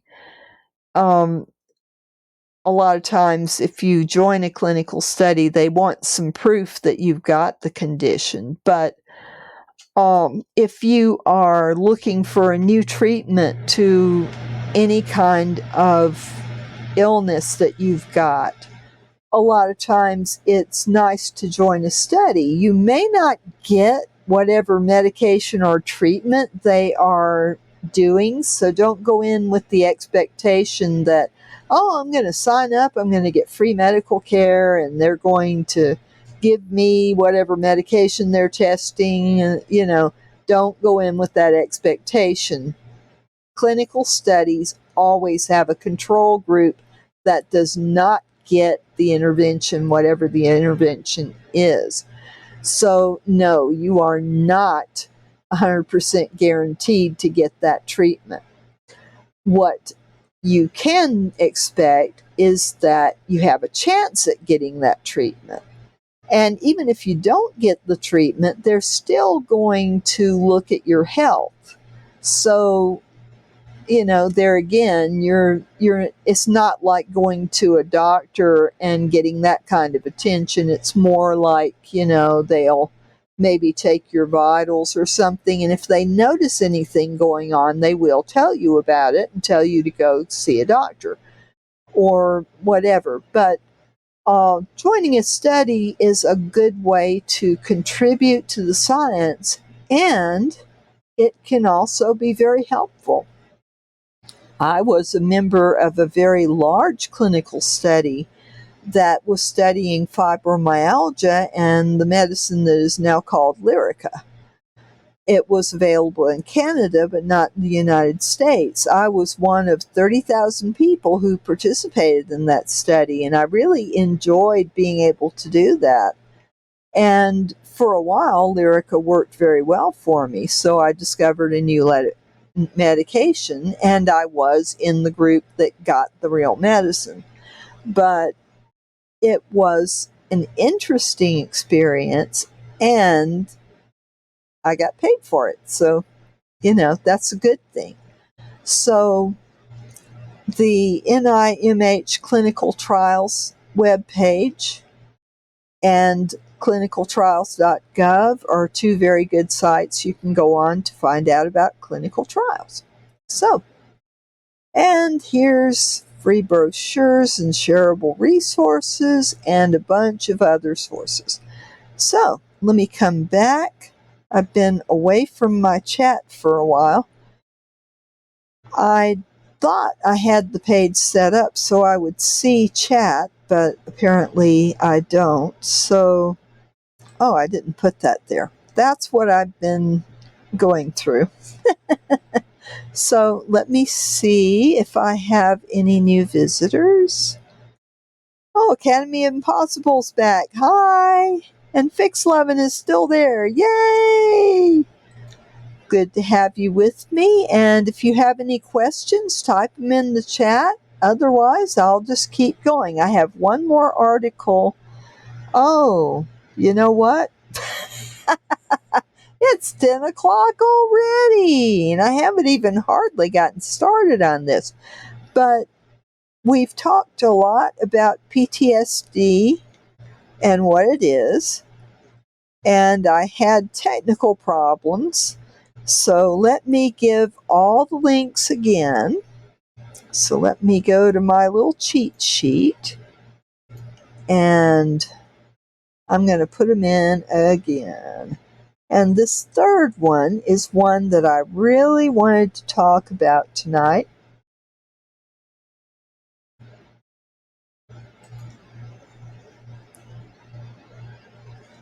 So maybe I'll stay on a little longer. So here are the three. And I'm going to put them right here. Okay. And one of them's going to be copied again. Sorry about that. But this is the order in which I thought would be good to talk about these. So we started with the CDC, How to Cope with a Traumatic Event. Very good article. And I had technical difficulties right in the middle of it, so I don't know how much of it got out. I had to actually restart my stream a couple of times. So then I've been talking about this NIMH article on PTSD. And the other one is the National Law Review talks about post-traumatic stress and the American Disability Act. So let's have a quick look at this before I go. So the thing I wanted to point out about this article is great because it goes into the history of PTSD, how they used to diagnose it, and all that. But what I want to do is skip down to PTSD in the workplace, because this is where the ADA comes in. So unless you need an accommodation, and this goes for any disability, unless you need an accommodation in the workplace to be able to do the job, you do not have to report your disabilities under ADA. And if you need an accommodation, and if you didn't disclose it before, at any time during your working for this employer, you can say, hey, you've added this task to my, or maybe you get to where you have trouble doing that. If there's a task that you cannot do without an accommodation, you can go to your employer at any time and tell them, hey, I'm having trouble doing this task. I need help. And I did that. My last job, I worked in the marking department of the University of Utah Library. And I moved over the weekend. Well, I lifted a lot of boxes. And after I lifted all those boxes, all of a sudden there was numbness in my finger and thumb on my right hand. Now, my right hand is my dominant hand. One of the tasks that I had to do on the job was to be able to adjust this little screw on the printer so that it would print the labels correctly that we were putting on books. If I could not get it just right, either the paper would jam with the labels or the print would be blurred. So neither is a good situation. So I had to go to my boss and I say, I don't know what's going on, but I can't feel the screw. I can't tell how much tension I'm putting on it. And she says, no big deal. Just get one of your student assistants to do it. And one of them was very good with that. So I had him do it. I didn't have to worry about that. It wasn't extra strain on him because he had to be there during the printing of the labels anyway. So it wasn't like it was a really big deal. It was a tiny little accommodation. That is the only accommodation I ever asked for in the workplace in 25 years of working. But it is intimidating to put your disabilities on a job application because the thought that goes through your mind is, if I admit this, I will never work there. They'll just pick somebody that doesn't have a disability. And so I felt bad about it because I caught everything. I was absent a lot. And I know they looked at me like a drug addict because that's what personnel thinks when you're absent a lot on Fridays and Mondays. They think, oh, this person is an addict, and you know how they think about addicts. So it's horrible. It's horrible that addicts are looked at that way. You know, there's all these lies about them being shiftless, lazy, they don't want to work. No. I don't think anybody's that way. People turn to drugs when they are so overwhelmed mentally that they feel they need to escape. And the fact that we have 1 in 4 people in this country who has an addiction problem, it is an epidemic, and we are not helping it any by incarcerating people with little bitty amounts of drugs. It's like, why don't you work on the problem? If you gave people therapy, you might not have as many people getting addicted. And if you help people who have become addicted, they can be normal, productive, functioning members of society. Isn't that what we want? You know, instead, you've got all of this stuff. And people consider addiction a mental illness. It's not. It's a physical medical disorder.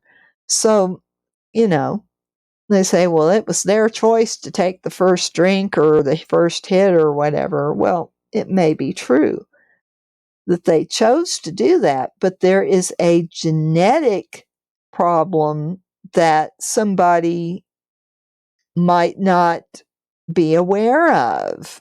And if they try a substance, they might end up addicted because of that genetic predisposition. But how long are we going to punish somebody for one mistake? You know, if somebody tries an illegal drug and they get addicted, how long are you going to punish them? If you help them get off this stuff, and if you allow them the kind of recovery that they can stick to so that they can function in society, then why all the stigma? Because it's not a moral deficiency. It's not once they're addicted, it's not a choice. It becomes a horrible illness that they mostly turn to the drug to not get sick. It is a medical condition because people can die from addiction. It's a medical concern. It is not solely, something the person has choices about. I mean, people can make the choice to quit and, but they need help to do it. And the help should be voluntary. It should only be mandatory if they've broken a law or something. But I don't think they belong in jail unless they've, killed somebody or raped somebody. If they're not a danger to society, why are we putting them in jail and spending millions of dollars over their lifetime to keep them in jail? It's ridiculous. So,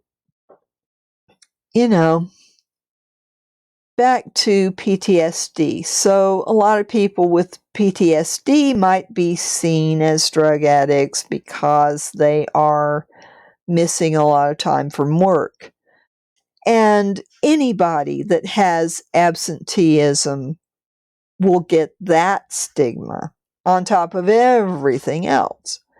So, there's lots of symptoms that a person can feel, but how do you accommodate them? Okay, if you're an employer, you've got to make a reasonable accommodation.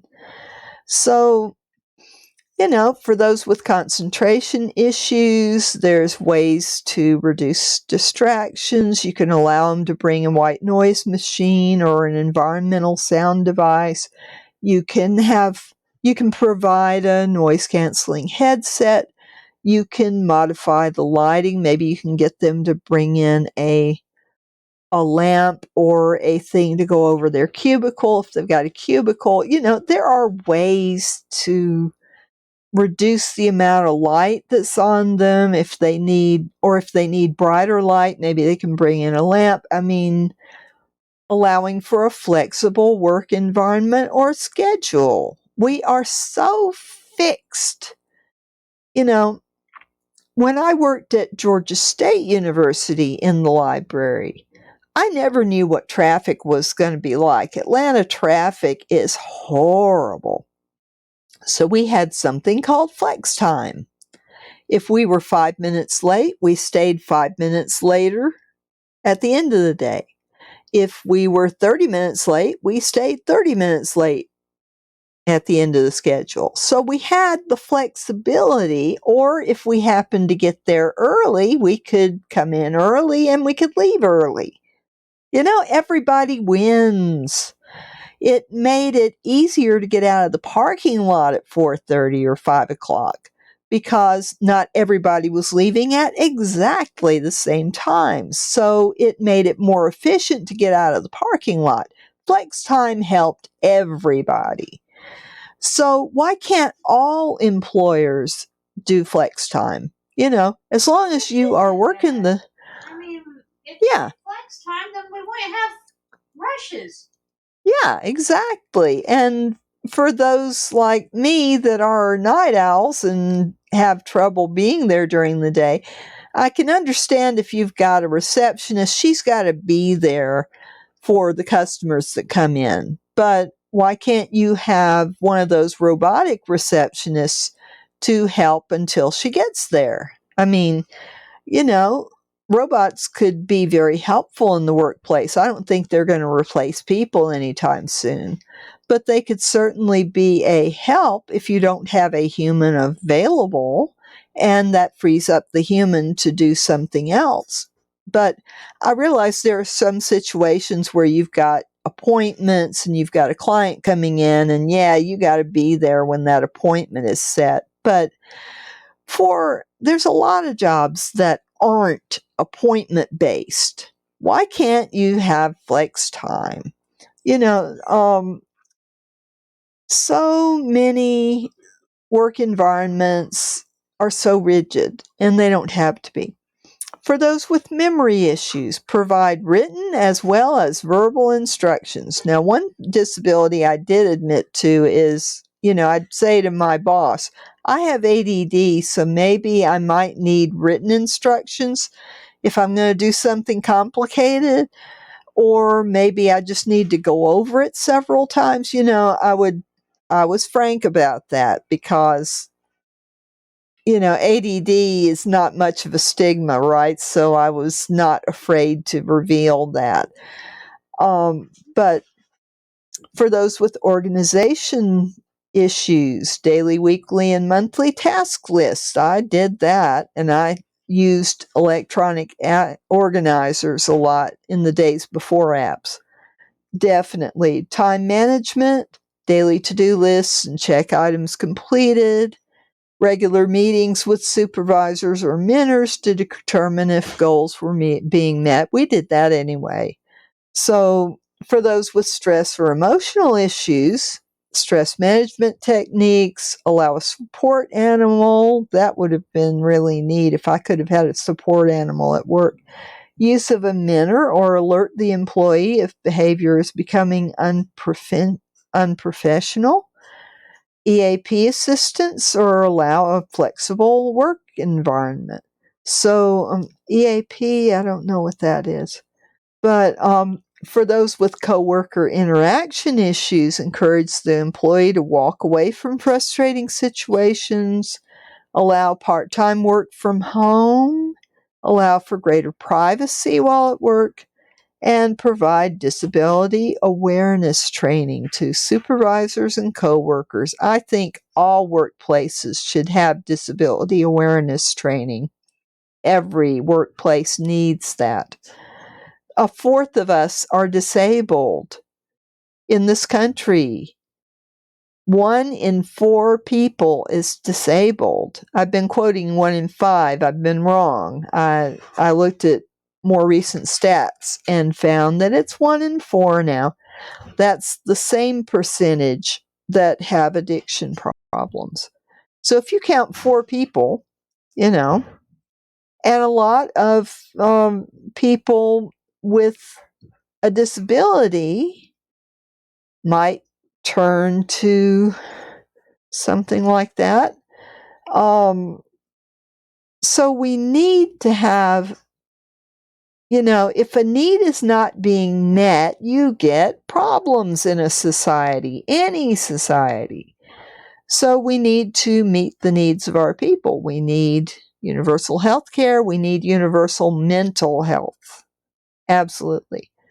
So this is not an exhaustive list of potential issues and accommodations, but ADA does protect you. If you've got PTSD, if you need an accommodation at work, you can ask for it and you should be able to get it. If you have problems about that, go to the ADA site, ada.gov, and report your workplace, because you need to be able to get these accommodations at work, and your child should be able to get them in school. I have had more trouble with public schools over my time with my kids in school than I had in the workplace. I think kids should have the same right to a sane school day as a worker has a right to a sane work day. I think that they should take the OSHA stuff a bit further and apply it to kids in school. And I think that depending on the, children should not be limited to 30 minutes for lunch. They should have an hour. It should be a chance for social interaction, and that social interaction should be monitored so that there's no bullying. Absolutely. This is one place that every school falls down on. You expect a kid to eat in 15 minutes, and you wonder why kids are overweight. Duh. Give them time to digest their food and get away from the stress a little bit. I mean, really. I think kids should have, instead of a 10-minute, 15 minutes. OSHA says 15 minutes for every 4 hours. I think kids should have 15 minutes every 2. There is no kid that can sit for that long and not do something mischievous. Kids are not little adults. They should have double the OSHA guidelines. And I think every school should institute this. I think it should be federal law. And I think it's ridiculous that a lot of schools say, well, we can't do social distancing. Why not? Halls are big enough. You can space kids 6 feet apart.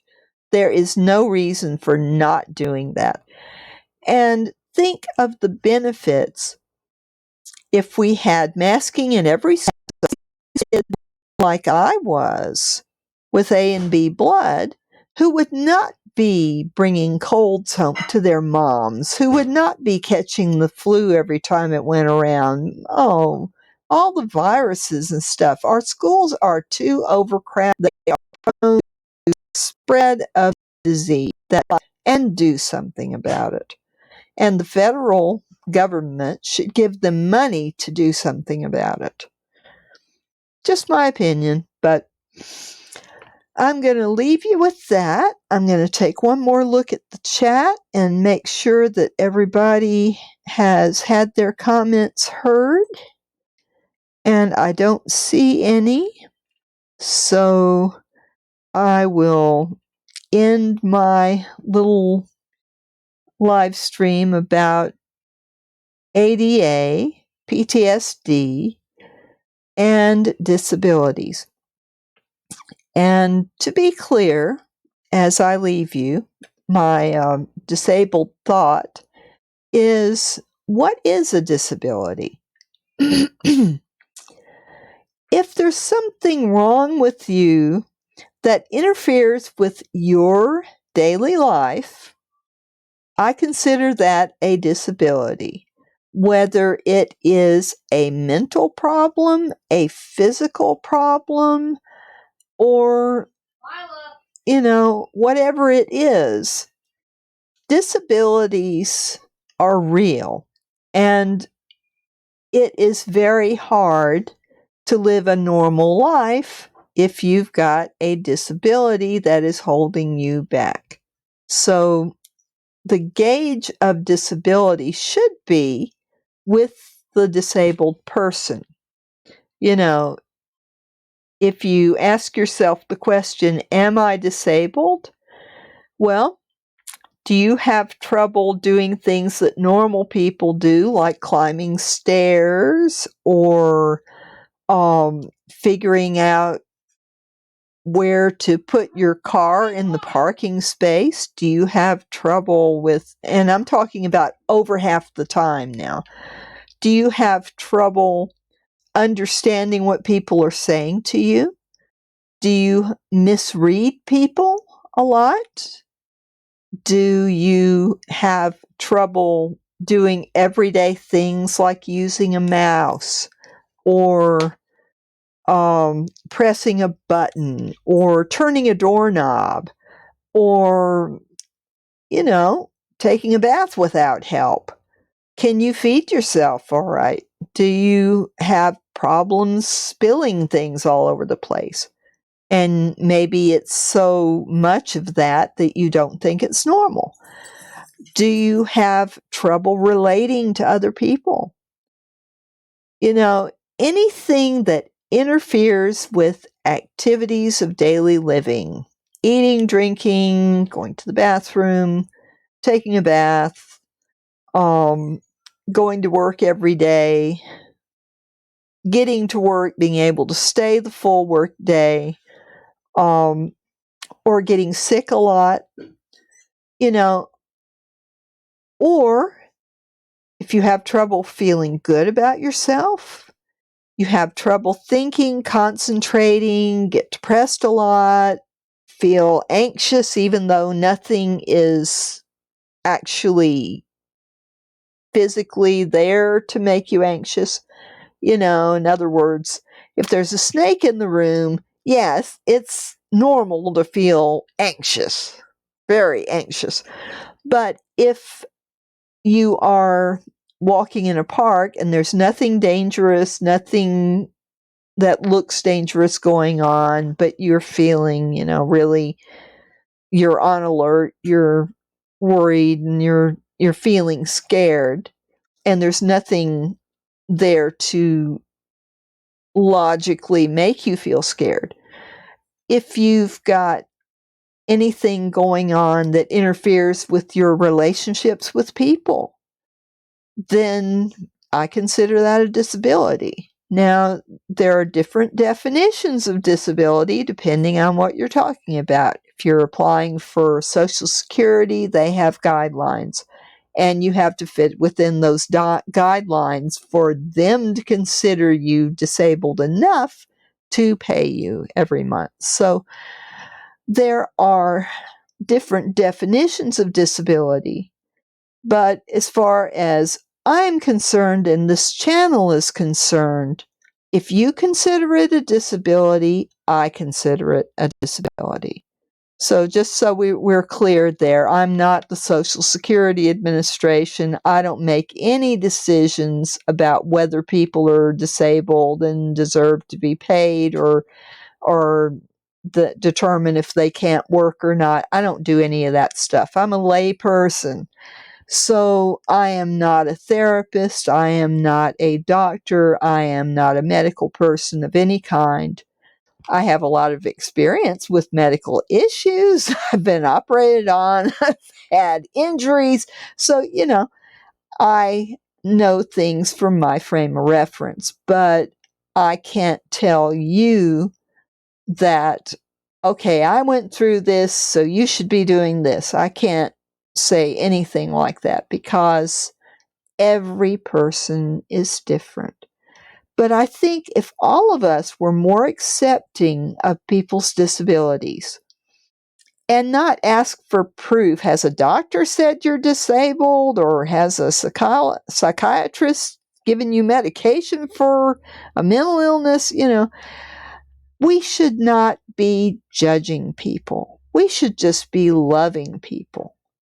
And if you consider yourself to have a disability, then you are welcome in my disability community. And if you love somebody who has a disability and you don't think you have any disabilities at all, you are still welcome in my community.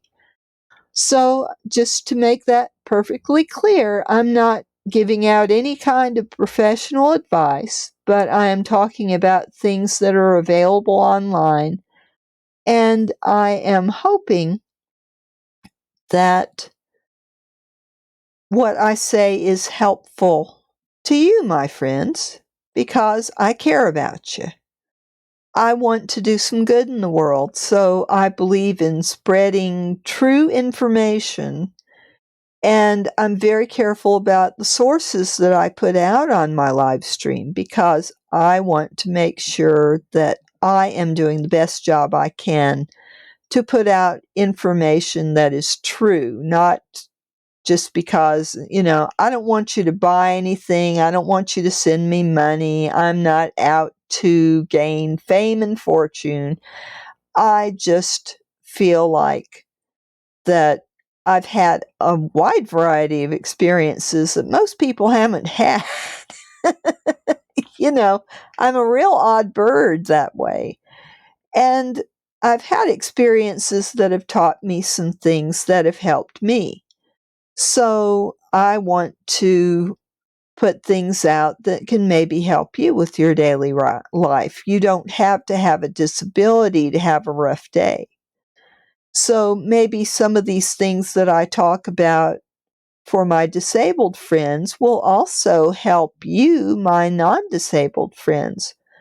It might even help you prevent mental illness because mental health is something that involves every human on the planet. So I'm going to continue talking about these things, and I hope you will join me again. Tomorrow night, I think I'm probably going to talk about I would like to talk about addiction. It's a big problem in this country. 1 in 4 people, I need to research that. I will before tomorrow. But the last I heard, 1 in 4 people had an addiction problem. So, thank you, Foregathers. Thank you. I'm so happy to get more followers. Welcome to the community. So, tomorrow I think I'm going to talk about addiction and what a problem it is and what a stigma it is for anybody that has an addiction problem. We need to be kinder to people with addiction problems. If they have substance abuse disorder, they need a lot of love to be able to defeat their addiction and to be able to do their recovery. They need understanding, not hate. So, tomorrow night, that's what's coming. And until then, I wish for y'all to have happiness and health, and don't let the disabilities get you down. This is Granny Handicap, aka Dennis Cole, and I'm going to end my live stream now. But Foregathers, do you know about disability that I might could answer for you? And if you don't want to make a comment, you don't have to. It's not going to bother me if you don't. I just want to make sure that if anybody has questions, that I don't end the live stream before I know that, somebody's asked a question. I don't want to miss it. But, or if you have a comment, but, I'll just wait a couple minutes to give you time. But the purpose of this channel is to talk about disabilities, all kinds of disabilities, whether they're physical, whether they're mental, and to hopefully put out some good information that people can use to help them in their daily lives. So, especially for people who help people who are disabled. If you want to know more about the different kinds of disabilities there can be, or any of that, then that's why this channel is here. For me to talk about it, for other people to talk about it. I welcome anybody who wants to join in the chat. And if you don't want to get a Twitch account, if you are watching and you don't have a Twitch account, that's okay. Whatever social media you use, I have a lot of links in my Twitch page, so feel free to comment on whatever social media platform you're comfortable on. Now, don't ask me to join any porno sites. I don't do that. But any of the regular social media sites, I'm already on Twitter, Facebook, Reddit. I've got a subreddit called GrannyHandicap. I've got a Discord, and you can leave typed comments in there, whether I'm on or not. I have, Discord, Reddit, Twitter. I have a blog on Blogger under my Dana Stories account. I need to troubleshoot that because the link is not working. So I've got to see what in the world is going on. But if you want me to join one of the alternate social media sites, if you use one that's not in the mainstream, let me know. As long as it's legal and as long as it's not offensive stuff, I will create an account and create a community there, because I believe that talk about disability should be on all social media platforms, and it should be a labor of love. I'm in this for the love, to give the love and to accept the love. I want this to be a place that parents can bring their children so that they're not having to be exposed to bad language. I want it to be a place that if you are a professional working with clients, you can come and find out good information on disabilities. if you are a game developer, I really want to talk to you because I think that every game should have accommodations for people with disabilities. So that's one of the hot button issues that I'm about. I play Forza Horizon 4, and it's really nice to see how many accommodations they have for us people with disabilities in that game. So I'm hoping that other game developers will follow suit and see some of the things that Horizon puts in their games. Um, it's it's not just Horizon; it's Microsoft Gaming. It is all right. Where are the two companies? Playground Games and um, something for. Sorry, I should have this together, but anyway, thank you, game developers, for thinking about us disabled gamers because there's a lot of elderly people that play games. Do you know in nursing homes there are whole guilds on World of Warcraft made entirely of disabled elderly people that live in nursing homes? You know, it's great.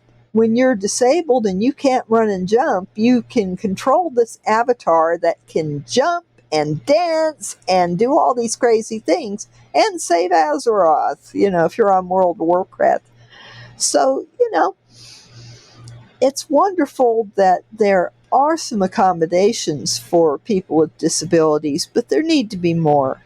And it's not that hard if you're an employer to accommodate your employees with disabilities. So I'm hoping some employers will join our communities and talk about, you know, what can I do that won't cost me a ton of money that I can help my disabled employees?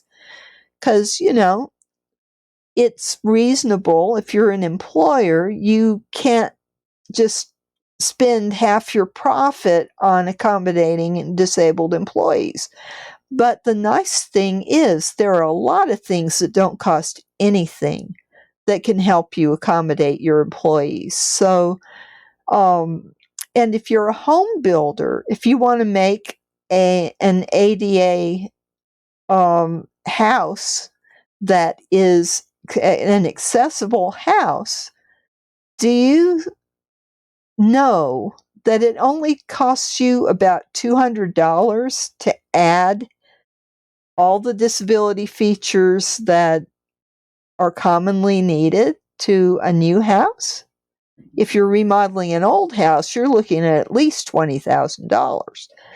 But the neat things are just have one flat entryway, you know, have it flat. It's got to be flat with the ground or make a little ramp. You know, you can build it.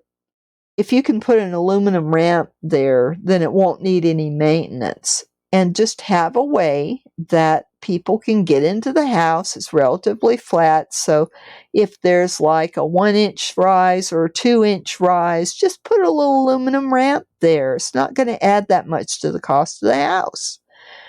All right. Put the little handle doorknobs. Those can be opened with an elbow. It's very easy to put those doorknobs in. I can do it, and I'm not even a carpenter or a house builder. It's very easy. You can get those sets from Walmart. They don't cost that much. I don't know if they cost anything more than a regular doorknob set. But those handle doorknobs, you know, if you are replacing all the doorknobs in the house with that, and they come in a lot of different colors, different styles, so you can still let your decorator self go wild and have something that is accessible to everybody. So another thing is different height countertops. Don't make them all one height. Have 3 different heights. That way you've got a place, have one that's like a shelf, so somebody in a wheelchair could wheel under it. That way that makes the kitchen accessible. And if you have some of the cabinets at differing heights too, that helps a lot too. In the bathroom, put a grab bar. Most new showers come with a grab bar already installed, but you want to have it anchored in the wall so that the shower stall is not going to rip off the wall when somebody leans on it hard, right? And you got to consider that most of us are overweight, so a lot of people might be very overweight. You got to make it strong enough for that weight. So just having a grab bar in the bathroom and maybe a handheld shower. And if you put a regular shower in there, they can unscrew the thing and put a shower head with a hose. It's not that big a deal. You can do that. If you rent a place, just save the old shower head, and when you move out, take your hose and handheld shower and just screw that back in. Easy. And let's see, the entrance, the doorknobs, the grab bar, and the counters. And make the doors 36 inches, like your outside door. If you're building a new house, putting a bigger doorway in is not that much of a problem, right? You still have to cut the wood and everything to make the doorway fit. So why not just put a 36-inch one? If you do these things, builders, all houses will be accessible, and it will accommodate a wide range of disabilities. And not only that, if you've got a woman with kids and she's got a stroller, she can get in the house easily with her arms full of groceries. It's beneficial to those without disabilities. So definitely, there's information that is out there, but it's all over the internet, and it's not always easy to find. So I'm hoping by creating this community that we can get information out there to help all people with disabilities. So now I really am going to go. And thanks for all the follows, Foregathers and Myros27 and Sweden Official and Jordan Dobby and Mess Sometimes and Muzzy50. All of you who have followed me this month, thank you. I really appreciate it, and I hope to see you again. I'll be here tomorrow night from 8 to 10. Granny Handicap. Gonna say goodnight now and wishing you a pleasant evening. And remember, enjoy what you can do. Don't let the can't list get you down. Good night. I'll see you tomorrow.